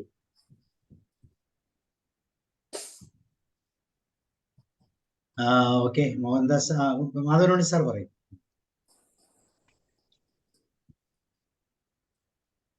സാർ അൺമ്യൂട്ട് ചെയ്യണം. സാറ് പറഞ്ഞ പോലെ പുതിയ കവിതയും പഴയ കവിതയും നമ്മളിപ്പോ സിനിമ കാണുന്ന പോലെയാണ്. ചില ആൾക്കാർക്ക് അരവിന്ദന്റെ സിനിമയായിരിക്കും നല്ലതെന്ന് പറയും. ഇപ്പോഴത്തെ ordinary films, what is happening in life കാണുന്നതും വ്യത്യാസം ഉണ്ടായിരിക്കും. അപ്പൊ നമ്മളൊരു കാഴ്ചപ്പാടാണ്. നമ്മൾ over a period of time we need to go up. അല്ലാതെ ഞാൻ സാറെ കുറ്റം പറയാ, ഞാൻ എൻ്റെ ഒരു കാഴ്ചപ്പാട് ഞാൻ പറയാണ്. എനിക്കും 65 വയസ്സായി. അപ്പൊ പണ്ട് ഞാൻ പഴയ സിനിമകളായിരുന്നു, ബെൻഹർ പോലത്തെ സിനിമകളാണ് ഞാൻ ആസ്വദിച്ചിരുന്നത്. ബട്ട് ഇപ്പൊ തന്നെ ഡൗൺ ടു എർത്ത് ഫിലിംസ് ആണ് ഇപ്പൊ കണ്ടുകൊണ്ടിരിക്കുന്നത്. അപ്പൊ ആ ഒരു വ്യത്യാസത്തിൽ നമ്മൾ അഡ്ജസ്റ്റ് ചെയ്തിട്ട് ആണ് നമ്മൾ പോകുന്നത്. പണ്ട് എനിക്ക് ഏറ്റവും ഇഷ്ടപ്പെട്ടത് പറഞ്ഞാൽ ഇലുസ്ട്രേറ്റഡ് വീക്ക്ലി ആയിരുന്നു. ബെസ്റ്റ് ഇപ്പോഴും വിശ്വസിക്കുന്ന ഒരാളാണ്. But the present journalism is different. So we have to understand that. അങ്ങനത്തെ രീതിയിലാണ് ഞാൻ പോണത്. പിന്നെ ജോഷി സാറിന്റെ ഞാൻ എഴുത്തുകൾ ഞാൻ വായിക്കാറുണ്ട്. രാവിലെ ഉള്ള ജോൺ ആപ്പീസിൽ എന്ന് പറഞ്ഞ ഇതാണ്. ഞാൻ എപ്പോഴും വിചാരിക്കും ഇതെന്താ ഈ ജോഷി ജോസഫ് ആപ്പീസിൽ എന്ന് പറഞ്ഞ കാണുന്നത്. അപ്പൊ ഏത് ആപ്പീസാണെന്ന് വിചാരിച്ച് നിൽക്കാറുണ്ട്. അപ്പൊ ഇങ്ങനെ ഇതൊരു സംഭവമാണ്. അപ്പൊ ഞാൻ എൻ്റെ ഒരു കാഴ്ചപ്പാട് ഇങ്ങനെയാണ്. അനുവിന്ദ പറയുന്ന രീതി ഒരു കവി കാണുന്നത് വേറെ തലത്തിലായിരിക്കും. അത് അവർ പറയുന്നത് അവരെ വാക്കുകളിൽ അവരെ ചാതുര്യം കാണിച്ചിട്ട് ഇപ്പൊ അവർ നമ്മൾ കാണുന്നതല്ല അവർ സംസാരിക്കുന്നതല്ല അവർ പറയുന്നത്. അവരൊരു ആർട്ടാണത്. And she's got a good thing in that. ഞാൻ പല കാര്യങ്ങളും ശ്രദ്ധിക്കുന്നു. ഇപ്പോൾ ചിരിതേനെ പറ്റിയാണെങ്കിലും പുള്ളിയുടെ കാഴ്ചപ്പാടും നമ്മൾ വായിക്കുന്ന സമയത്ത് അവർ ഇന്റർപ്രിറ്റേഷൻ ഇസ് ഡിഫറെന്റ്. ഇപ്പോൾ രാമായണം അല്ലെങ്കിൽ Mahabharatam it can be interpreted. Gita തന്നെ if you look at it ഒത്തിരി തല രീതിയിൽ ഇന്റർപ്രറ്റ് ചെയ്യാൻ പറ്റും. It all depends on how you take it up. നമ്മളെ എക്സ്പീരിയൻസ് വെച്ചിട്ടാണ് നമ്മൾ നോക്കുന്നത്. അപ്പൊ അത് വളരെ നന്നായിരുന്നു. അനുവിന്ദ ഇനിയും നന്നായിട്ട് കുറെ ഇത് തുടങ്ങിയിട്ടേ ഉള്ളൂ. ഇപ്പൊ ചോര തീരുന്നവരെ എഴുതുമെന്ന് പറഞ്ഞൊരു വാക്യത്തിന്റെ മുകളിൽ പിന്നെ പിടിക്കുന്നു. ഇനിയും എഴുതി നന്നാട്ടെ. Let us to think. ഓരോ കവിതകളും ചിന്തിപ്പിക്കുന്ന രീതിയിലാണത്. ഒരു ഗദ്യം പോയറ്റും നമ്മളെ പോലെ തന്നെ ഒരു വ്യത്യാസം പോലെ ഇപ്പോഴത്തെ കാര്യങ്ങൾ കുറച്ചും കൂടി നമുക്ക് ചിന്തിപ്പിക്കുന്ന ഒരു രീതിയാണ്. എനിക്ക് അനുവിന്ദയുടെ കവിതകൾ എപ്പോഴും വായിക്കുന്ന, എപ്പോഴും ഞാൻ എൻ്റെ അടുത്ത് ആദ്യം വന്ന സമയത്ത് എനിക്ക് തന്നിരുന്നു. അപ്പൊ ഞാൻ ഇടയ്ക്ക് വായിക്കാറുണ്ട്. All the best. God bless you. സാറേ, എനിക്കൊരു കാര്യം പറയാനുള്ളത്, ഇപ്പൊ നമ്മളൊരു സിനിമാ ഗാനം കേൾക്കുമ്പോൾ അല്ലെങ്കിൽ ഒരു പാട്ട് കേൾക്കുമ്പോൾ എത്ര പേര് അതിൻ്റെ അകത്ത്, ഒരു മ്യൂസിക് ഡയറക്ടർ ഉണ്ട്, പലരുടെ കൈകളിൽ കൂടെ കടന്നാണ് അത് മെരുങ്ങി മനോഹരമായ ഒരു പാട്ടായി മാറുന്നത്. എനിക്ക് തോന്നുന്നു അനുവിന്ദയുടെ പാട്ടുകൾ ഇങ്ങനെ വൃത്തവും ഇതൊക്കെ അറിയാവുന്നവരിൽ കൊടുത്തു കഴിഞ്ഞാൽ കൃത്യമായിട്ട് അത് ഈ രീതിയിൽ തന്നെ പാടി കൂടെ പ്രതിഫലിപ്പിക്കാനുള്ള ആ ഒരു സാധ്യത അത് അവർക്കറിയാം. എവിടെ നിർത്തണം, അപ്പൊ ആയൊക്കെ ദീർഘം ഇതൊക്കെ കൊടുത്ത് കഴിയുമ്പോൾ ഓട്ടോമാറ്റിക്കായിട്ട് ഇതും മനോഹരമായി അതുപോലെ തന്നെ പാടാൻ പറ്റും. എനിക്ക് തോന്നുന്നു അനുവിധ തന്നെ പാടുന്നതുകൊണ്ടായിരിക്കും ഈ പ്രശ്നം വരുന്നത്. അത് ഒരു പാട്ടുകാരിലേക്ക് എത്തിക്കുമ്പോൾ മനോഹരമായിട്ടുള്ള ഒരു കവിതയായിട്ട് ഇത് മാറും, ട്രാൻസ്ഫോം ചെയ്യും. അപ്പം ജോഷി സാർ പറഞ്ഞ ആശങ്ക മാറിക്കും. ഇത് നമ്മൾ ഞാനിത് മോശമാണെന്നോ ഒന്നും അല്ല. ഇല്ല, അങ്ങനത്തെ വിലയിരുത്തലല്ല. അതൊരു പോയിന്റ് ആണ്. കാരണം നമ്മൾ സാധാരണ ഇപ്പൊ ഈ മുരുകൻ കാട്ടാക്കടയൊക്കെ എഴുതി വെച്ചിരിക്കുന്ന വായിച്ചാൽ നമുക്ക് ഒരു രീതിയിൽ അത് പാടാൻ പറ്റത്തില്ല. പക്ഷെ പുള്ളി പാടുന്നതിന് അതിൻ്റെതായ ഒരു എന്താ പറയുന്ന ഒരു താളവും ലയവും ഉണ്ട്. അപ്പൊ അതും കൂടെ തീർച്ചയായിട്ടും ഒന്ന് ശ്രദ്ധിച്ചാൽ ഒരുപക്ഷെ സ്വല്പം കൂടെ മനോഹരമായിട്ട് കവിത എഴുതി അച്ചടിച്ച് വരുമല്ലോ ചെയ്യുന്നത്. പാടുമ്പോഴാണ് അതിന്റെ വ്യത്യാസം വരുന്നത്. മോഹൻദാസ് സാർ.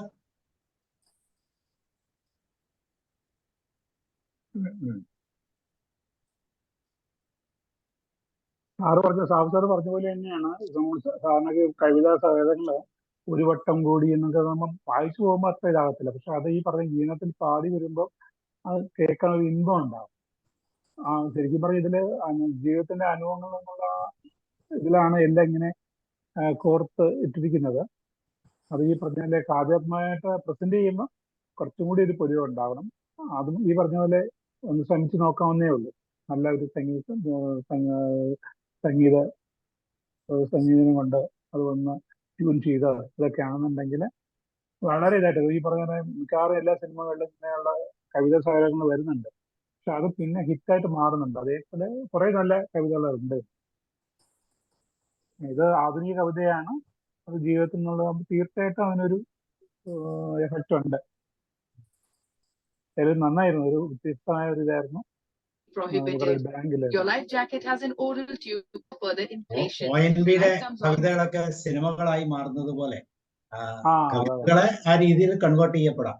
എനിക്ക് തോന്നുന്നു ഒരു മാം പാടിയ മാമിന്റെ പേരെന്തായിരുന്നു? ഷൈല മാം ലാസ്റ്റ് പറഞ്ഞ ആ തൂവൽ എന്നുള്ള പാട്ട് ബാക്ക്ഗ്രൗണ്ടിൽ അതൊരു ഈണത്തിൽ പാടിയായിരുന്നു. ഷൈല മാം പോയല്ലേ? ഒന്ന് വിളിക്കാമോ? ഒന്ന് വിളിക്കാവോ? ഒന്ന് വിളിക്കും. ഷൈല മാം അത് ഈണത്തിൽ പാടിയായിരുന്നു. ആ പാട്ടിന്റെ ഒരു പ്രത്യേകത രീതി. ഓക്കെ, രമാവതി മാം പറയും.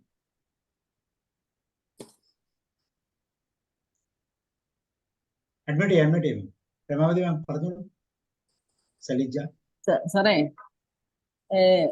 കഥയിൽ നിന്നും വ്യത്യസ്തമായിട്ടുള്ള കവിതകള് ഒരു പ്രത്യേക സെഷനാണ്.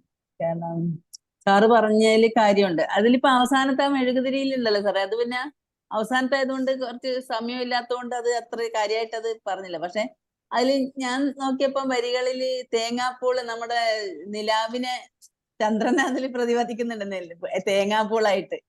അതുപോലെ നക്ഷത്രങ്ങളെ എല്ലാം പറയുന്നുണ്ട്.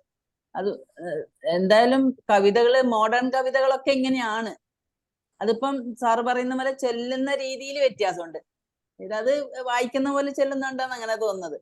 നേരെ മറിച്ച് നീ ഉരുകിത്തീരുന്നത് ഈ ലോകത്തിന് വേണ്ടി വെളിച്ചം നൽകാനാണോ നല്ല രീതിയിൽ ഇങ്ങനെ ചൊല്ലാൻ തുടങ്ങിയാല് അതൊരു നല്ല കവിതയായിട്ട് മാറ്റാം നമുക്ക്.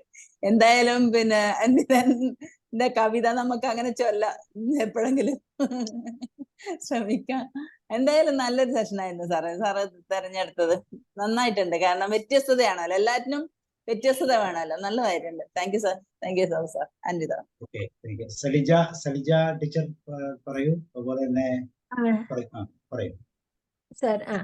ഇപ്പൊ ജോഷി സാർ, എനിക്ക് തോന്നുന്നത് ജോഷി സാർ പറഞ്ഞത് നമ്മൾ പ്രതീക്ഷിക്കുന്നത് ഇത്രയും കാലം കേൾക്കുന്നത് കവിത എന്ന് പറയുമ്പോ ഒരു ഈണത്തിൽ ചൊല്ലി കേട്ടോ ആ ഒരു രീതിയിൽ നമ്മൾ എക്സ്പെക്ട് ചെയ്യുന്നതുകൊണ്ടാണ്.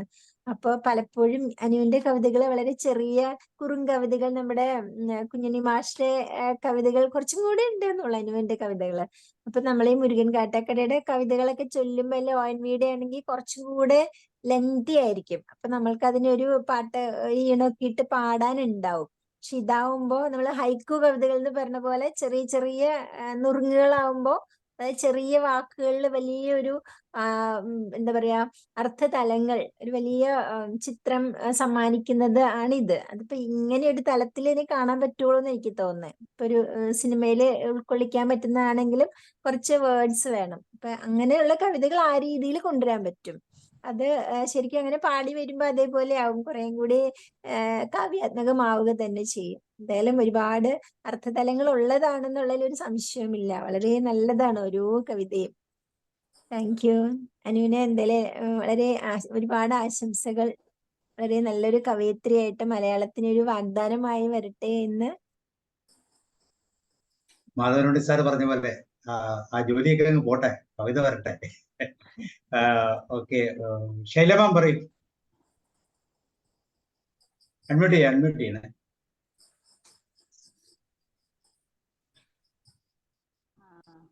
ഇത് പറയാനില്ല, നല്ല കവിതകളാണ്. പക്ഷെ ഇത് നല്ല ഈണത്ത് പാടണം എന്നെല്ലാം പറഞ്ഞ് ഞാൻ പിന്നെ അതിന് ഈണം കൊടുക്കാൻ നോക്കിയപ്പോ അങ്ങനെയുള്ള ഈണം കൊടുക്കാൻ പറ്റുന്ന കവിതകളായിരുന്നില്ല. അതായത് ചെറിയ ചെറിയ വാക്കുകൾ എടുത്തു വെച്ചിട്ടുള്ള കവിതകൾ. പൊതുവെ ലാസ്റ്റ് കവിതയിൽ ഒരു ഈണം ശൈലമാം കൊടുത്തു. കവിത ഈണം കൊടുക്കാൻ പറ്റുന്ന രീതിയിലുള്ള കവിതകളായിരുന്നില്ല. കവിതകളൊക്കെ ഒന്നിനൊന്ന് മെച്ചായിരുന്നല്ലോ. ഈ കവിത മാഡം പാടാൻ വേണ്ടി ശ്രമിക്കുന്നുണ്ടായി. അപ്പൊ ഞാന് അതിലിടക്ക് ഞാൻ വീഡിയോ പ്ലേ ചെയ്യുമ്പോ മാഡത്തിന് മ്യൂട്ടാക്കി. Sorry madam. ഇനിയൊരു ജന്മമുണ്ടെങ്കിൽ ഒരു തൂവലായി പിറക്കണം. ആരമില്ലെങ്കിലും കിളിയെ വാനിലോളമുയർത്തണം. മഴ ചിന്നുമ്പോൾ സ്വയം നനഞ്ഞ് കൂടി വിറച്ച് കിളിക്ക് പുതപ്പാകണം. കിളിക്ക് വാട്ടം തട്ടിക്കാതെ വെയിലിൽ ഉണങ്ങണം. അതേ ഒരു പാവം കിളിയുടെ തൂവൽ.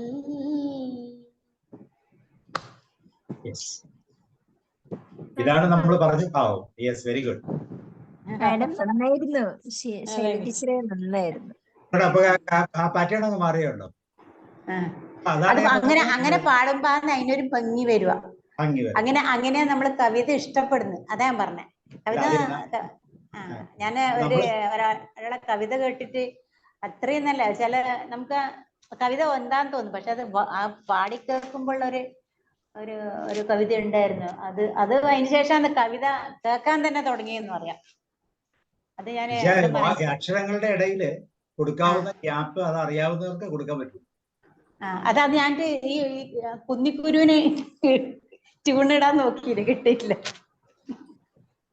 എന്നോട് പറഞ്ഞപ്പോ സാറില്ല, നല്ല കവിതകളാണ്, പക്ഷെ നല്ല വാക്കുകളും എല്ലാം തന്നെയാണ്. നമുക്കൊരു ട്യൂൺ ഇട്ടിട്ട് പാടാൻ പറ്റുന്നത്. കുറെ ആൾക്കാർ ഇങ്ങനെ അയച്ചു തരും. അപ്പൊ ഞാൻ പറയും ഇത് ട്യൂൺ ഇടാൻ പറ്റില്ല എന്ന് പറയും. കേൾക്കാൻ നല്ല വാക്കുകൾ നല്ലതായിരിക്കും, പക്ഷെ അല്ലെങ്കിൽ കുഞ്ഞു കുഞ്ഞു വാക്കുകളായിരിക്കും. പിന്നെ ആദ്യത്തെ സാറ് പറഞ്ഞതുപോലെ പ്രാസം ഒപ്പിച്ചിട്ടോ അങ്ങനെയുള്ള ഒന്നും അല്ലാണ്ട് വെക്കുമ്പോ കേട്ടിട്ട് നല്ല രസം തോന്നണമെങ്കിൽ അത് പാടാൻ പറ്റണം നമുക്ക് ആർക്കായാലും. എന്റെ വിശ്വാസം. ആ ഒരു പാട്ടും കൂടെ ഒന്ന് ചെക്ക് ചെയ്തോണം. അങ്ങനെ ഒരു റിസോഴ്സ് ഉള്ള ഒരാളുടെ ഒരു ലൈനൊക്കെ ഡബിൾ ആക്കി ഉപയോഗിക്കേണ്ടി വന്നേക്കാം. എനിവേ അനുബന്ധയ്ക്ക് അത് വിടുന്നു. നമ്മളെ അഭിപ്രായങ്ങൾ മാത്രമേ പറയൂ. അല്ല, നല്ല കവിതകൾ, നല്ല വാക്കുകളെല്ലാം തന്നെയല്ല. ട്യൂണിടാൻ പറ്റുന്നില്ല എന്നൊരു വിഷമേ ഉള്ളൂ. സാറേ, വരികള് റിപ്പീറ്റ് ചെയ്യണം. രണ്ടാമതും 2 പ്രാവശ്യം റിപ്പീറ്റ് ചെയ്തിട്ടൊക്കെ പാടണം. ചില ശരിയാവും. അപ്പൊ അതൊന്ന് ശ്രദ്ധിച്ചാൽ മതി. പിന്നെ അഞ്ജു, സന്തോഷ്, നാഷ് ഒക്കെ പറയാണ്ടെങ്കിൽ പറയൂ. എനിക്ക് പറഞ്ഞു ജോഷ് സാർ ഹാപ്പി ആയിപ്പോ. അല്ല, എനിക്ക് ഹാപ്പി കുറവൊന്നുമില്ല. അല്ല, അങ്ങനെയാണ് കവിതയിൽ നമ്മളെ എല്ലാം എക്സ്പെക്ട് ചെയ്യുന്ന ഇത് ഇന്ത്യയുടെ തുടക്കാണ്. ഇത് നമ്മൾ പറയില്ലേ, ഒരു കഥാരസിസ് ഓൺ ദ സ്പോട്ട് പുള്ളിക്കാരത്തിയുടെ മനസ്സിൽ വന്ന വരികളാണ്. അല്ലാതെ it was not to impress everybody else. അങ്ങനത്തെ ഒരു തുടക്കത്തിൽ വന്നാണെന്നാണ് എന്റെ വിശ്വാസം. ഇനിയിപ്പോ കുറച്ച് കഴിയുമ്പോഴാണ് ശരി 4 ആൾക്കാർ അറിയട്ടെ. അതൊക്കെ എഴുതി പേടിച്ചിട്ട് നമ്മൾ എഴുതില്ല, കടലാസിന്റെ അടിയിൽ വെച്ചിട്ടൊക്കെ വെച്ചിട്ടുണ്ടായത്. ഇനിയിപ്പോ ആൾക്കാർ അറിയണമെന്ന് പറയുമ്പോ ഇനിയും വലുതായിട്ട് ഒരു മുട്ടായിട്ടേ ഉള്ളു. മുട്ട ഇങ്ങനെ വിരിഞ്ഞൊരു പൂവായി വരുമ്പോൾ പല വരികൾ വന്ന് കുറച്ചുകൂടി വലുതാവും. ആ ഒരു കോൺഫിഡൻസ് ഫസ്റ്റ് സ്റ്റേജ് മുട്ടാണ് നമ്മൾ കണ്ടത്. ഇനി പൂ വിരിഞ്ഞ് വരട്ടെ എന്നാണ് എനിക്ക് പറയാനുള്ളത്. ഇപ്പൊ കുന്നുവിന്റെ ചില കറുത്ത കുത്തുകൾ അവിടെ ഉണ്ട്, അതാണ് കാര്യം. അത് കറക്റ്റ് ചെയ്താൽ മതി അല്ലേ? Very good. എനിവേ ഇത് അഭിപ്രായങ്ങളായിട്ടൊന്നും കമന്റുകളായിട്ടൊന്നും എടുക്കണ്ട. ഇതൊക്കെ നമ്മള് സ്വതസിദ്ധമായി അദ്ദേഹത്തിൽ നിന്ന് പറയുന്ന കാര്യങ്ങളാണ്. അതിനെയൊന്നും സീരിയസ് ആയിട്ട് എടുക്കണ്ട. Continue your work. വീണ്ടും വീണ്ടും മനോഹരമായ ശില്പങ്ങളായി സൃഷ്ടികളായി പുറത്തേക്ക് വരട്ടെ. അപ്പൊ ഞങ്ങൾ ഈ പറഞ്ഞതിനൊക്കെ എന്തെങ്കിലുമൊക്കെ വിലയുണ്ടെങ്കിൽ അതും കൂടി ചേർത്ത് മനോഹരമായ സൃഷ്ടികളിലൂടെ കണ്ടു അല്ലെ? ഏറ്റവും സന്തോഷം എന്തെങ്കിലും പറയുന്നുണ്ടോ നാഷ്? അല്ലെങ്കിൽ നമുക്ക് വൈൻഡപ്പ് ചെയ്യാം. യെസ്, ഇനി അവസാനം അനുവിത പറയും. ഞാൻ മറുപടി പറഞ്ഞ എല്ലാവർക്കും, ഫീഡ്ബാക്ക് തന്ന എല്ലാവർക്കും നന്ദി പറയാണ്. എന്നെ കേട്ട എല്ലാവർക്കും നന്ദി പറയാണ്. അതേപോലെ ജോഷി സാർ പറഞ്ഞ ഒരു കാര്യമായി ചേർത്ത് വെക്കാനായിട്ട്, അതായത് ഈ കവിത പബ്ലിഷ് ചെയ്യാൻ തീരുമാനിക്കുന്നത് ഇത്തരത്തിലുള്ള ഒരു അനുഭവത്തിന്റെ വെളിച്ചത്തിലാണ്. അതായത് ആദ്യമായി കവിതകൾ അയച്ചു കൊടുക്കുന്നത് ആകാശവാണിയിലേക്കാണ്. ആകാശവാണി കണ്ണൂർ നിലയത്തിലെ പ്രോഗ്രാം ഡയറക്ടർ എന്നെ കവിത്വമില്ലാത്ത കവയിത്രി എന്നും എന്റെ കവിതകൾക്ക് കവിത്വം നിലനിൽക്കുന്നില്ല എന്നും പറഞ്ഞുകൊണ്ട് പോയി പൂർണ്ണമായും കവിത്വമുള്ള അല്ലെങ്കിൽ കവിത തുളുമ്പുന്ന കവിതകൾ എഴുതി വരൂ എന്ന് പറഞ്ഞുകൊണ്ട് എന്നെ തിരിച്ചയച്ചു, അല്ലെങ്കിൽ അത് റിജക്ട് ചെയ്തു. അവിടെ പ്രക്ഷേപണം ചെയ്യാൻ പറ്റില്ല എന്ന് പറഞ്ഞു. അപ്പൊ അന്ന് ആ സമയത്ത് ഞാനിത് വളരെ സങ്കടത്തോടു കൂടി എന്റെ ഹസ്ബൻഡുമായി ചർച്ച ചെയ്തു. ആ സമയത്ത് അദ്ദേഹം എന്നോട് പറഞ്ഞത്, നിന്റെ കവിതകൾക്ക് അതിൻ്റെതായ യുണീക്നെസ് ഉണ്ട്. അപ്പോ ആ യുണീക്നെസ് ഐഡന്റിഫൈ ചെയ്യുന്ന ഒരു കാലം വരും. അതുകൊണ്ട് നീ മറ്റുള്ളവർക്ക് വേണ്ടി നിന്റെ കവിതകളുടെ ചിട്ടയോ അല്ലെങ്കിൽ നിന്റെ എഴുത്തിന്റെ ശൈലിയോ മാറ്റേണ്ടതിന്റെ ആവശ്യമില്ല എന്ന് അദ്ദേഹം പറഞ്ഞൊരു വാക്കിന്റെ ധൈര്യത്തിന്റെ മുകളിലാണ് ഈ കവിത പബ്ലിഷ് ചെയ്യണം എന്നുള്ള ഒരു ചിന്ത പോലും എൻ്റെ ഉള്ളില് ഉരുത്തിരിഞ്ഞു വരുന്നത്. അപ്പോ എന്റെ ശൈലി ഇതാണ്. ഇനി ഇതില് ചിലപ്പോ ഞാൻ എഴുതി തെളിയുമ്പോൾ മാറ്റങ്ങൾ വന്നേക്കാം. പക്ഷെ ഒരു ബദ്ധമായി കവിത എഴുതേണ്ട ഒരു കഴിവ് എനിക്ക് ഇല്ല എന്നുള്ളതാണ് എനിക്ക് ഇത്ര കാലത്തില് മനസ്സിലാക്കാൻ സാധിച്ചിട്ടുള്ളത്. പിന്നെ അതുപോലെ അതിനായിട്ട്, അതായത് വൃത്തത്തിന് ഒപ്പിച്ചെഴുതാൻ വേണ്ടി ശ്രമിച്ചിട്ടുമില്ല. അങ്ങനെ ഒരു ശ്രമം ഇനിയുള്ള കാലങ്ങളിൽ ഉണ്ടാവും എന്നുള്ളതും ഞാൻ ഉറപ്പ് പറയുന്നില്ല. കാരണം ഇന്നിപ്പൊ കവിത എഴുതണം എന്ന് ചിന്തിച്ച് ഇന്നിപ്പോ കവിത എഴുതിയേക്കാം, ഈ രീതിയിൽ കവിത എഴുതണം എന്നുള്ള രീതിയിലല്ല ഞാൻ കവിത എഴുതാറുള്ളത്. മനസ്സിൽ കവിത എഴുതണം എന്നുള്ള ഒരു സ്പോട്ട് തോട്ട് ഉണ്ടാവുമ്പോ അപ്പൊ എഴുതുന്നതാണ്. അല്ലാതെ രാവിലെ 11 മണിക്ക് ഇരുന്നിട്ട് ഒരു 11 കവിത എഴുതി തീർക്കുന്ന ഒരു കൾച്ചർ ഇല്ല എനിക്ക്. അപ്പൊ അതുകൊണ്ട് തന്നെ അതിന് എത്രമാത്രം സ്ട്രക്ചേർഡ് ആവാൻ പറ്റും എന്നുള്ളതും ഒരു സംശയ കാര്യമാണ്. പിന്നെ ഇതിന്റെ വൈൻഡപ്പ് ആയിട്ട് ഞാൻ മാധവനുണ്ണി സാർ പറഞ്ഞ ഒരു കവിത അവൾക്ക് എന്ന് പറയുന്ന കവിതയാണ് പുസ്തകത്തിൽ, അതും കൂടെ വായിച്ച് വൈൻഡപ്പ് ചെയ്യാന്ന് വിചാരിക്കുന്നു. അപ്പൊ അത് കേരളത്തിലെ മലബാർ ഏരിയകളില്, മലബാറിലാണെന്ന് തോന്നുന്നു ഈ കാസ്റ്റ് ഉള്ളത്, വാണിയ സമുദായം ആരാധിക്കുന്നത് കുലഭഗവതി എന്ന് പറയുന്നത് മുച്ചിലോട്ട് ഭഗവതിയാണ്. അപ്പൊ അവിടെ ഇന്റർ കാസ്റ്റ് മാരേജസ് നടക്കുന്ന സമയത്ത് താഴ്ന്ന ജാതിയിൽപ്പെട്ട പെൺകുട്ടിയാണെങ്കിലോ ഉയർന്ന ജാതിയിൽപ്പെട്ട പെൺകുട്ടിയാണെങ്കിലോ അവിടെ ജാതി വ്യത്യാസമില്ല. വാണിയ കാസ്റ്റ് അല്ലെങ്കിൽ അവർക്ക് ഏറ്റവും നീചമായിട്ടുള്ള അല്ലെങ്കിൽ താഴ്ന്ന രീതിയിലുള്ള ഒരു പ്രിഫറൻസ് ആണ് കൊടുക്കുക വീട്ടിലെ ആൾക്കാർ.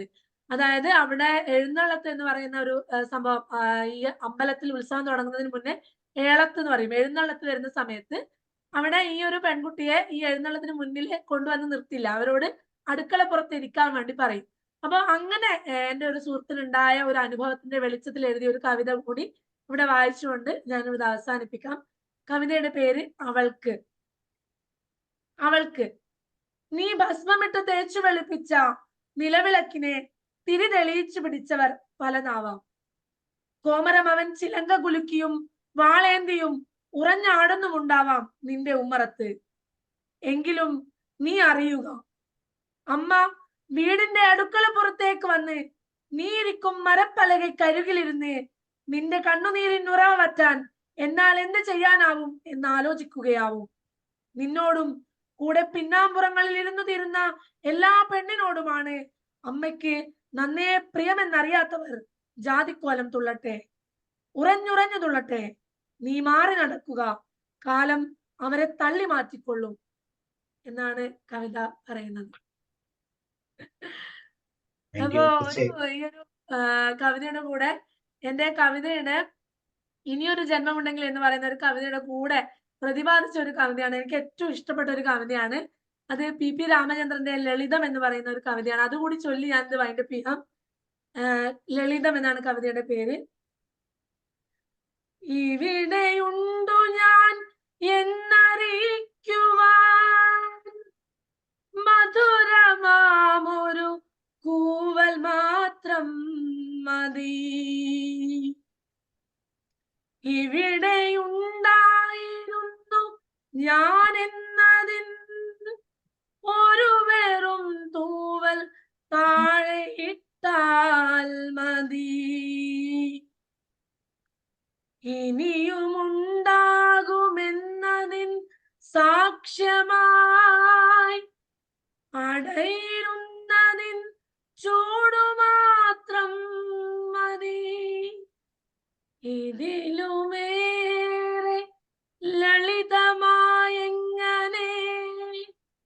കിളികളാവിഷ്കരിക്കുന്നു ജീവനെ, കിളികളാവിഷ്കരിക്കുന്നു ജീവനെ. Thank you. മാധവനുണ്ണി സാറിനൊക്കെ അറിയാം, ഈ ടോട്ട്സിലൊക്കെ പണ്ട് ക്ലാസ് എടുത്തുകൊണ്ടിരിക്കുമ്പോൾ നമ്മൾ ക്ലാസ് എടുപ്പിക്കാൻ അനുവദിക്കാത്ത കുറെ കഴിവുകളുണ്ടായിരുന്നു അതിനകത്ത്. നമുക്ക് ഇപ്പൊ ഒന്നും അങ്ങനെയൊന്നുമില്ല, ഇപ്പൊ വളരെ ഡീസന്റ് ആണ്. നമ്മളെ ക്രിട്ടിസൈസ് ചെയ്യും, നമ്മൾ പറയുന്നതിനെ തിരിച്ചും മറിച്ചും ഒക്കെ പറയുന്ന കുറച്ച് ആൾക്കാർ അതിനകത്തുണ്ട്. നമ്മളെ ഗ്രൂം ചെയ്യാൻ വേണ്ടിയാണ്. അപ്പൊ അവരോടൊക്കെ ഞാനൊക്കെ ക്ലാസ് എടുക്കുമ്പോൾ പറഞ്ഞിട്ടുണ്ട്, സൗകര്യം ഉണ്ടെങ്കിൽ കേട്ടാ മതി എന്ന് പറയുന്ന രീതിയിൽ പറയുന്നത്. അപ്പൊ നമുക്ക് നമ്മുടെ ആവിഷ്കാരമുണ്ട്, ആവിഷ്കാരത്തിന് പൂർണ്ണ സ്വാതന്ത്ര്യത്തിൽ മുന്നോട്ട് പോകാനുള്ള ആ സ്വാതന്ത്ര്യം പൂർണ്ണമായി നൽകിക്കൊണ്ട് അപ്പൊ ഇന്നത്തെ സെഷൻ നമുക്ക് വൈൻഡപ്പ് ചെയ്യാം. ശരിയല്ലേ മാധവനുണ്ണി സാറേ? ഓക്കെ. അപ്പോൾ അനുവിതയ്ക്ക് വളരെ സന്തോഷവും അഭിനന്ദനങ്ങളും നൽകിക്കൊണ്ട് വൈൻഡപ്പ് ചെയ്യാം. നാളെ ദിവസം മൈൻഡ്ഫുൾ മെഡിറ്റേഷന്റെ ദിവസമാണ്. ആന്റണി പുത്തമ്പരക്കൽ സാറാണ്, കുറച്ച് നാൾ അവധിയായിരുന്നു, സാർ നാളെ തിരിച്ചു. ഓക്കെ, അപ്പൊ good night and see you. Thank you Anuvitha once again. എല്ലാവർക്കും good night sir. Good night.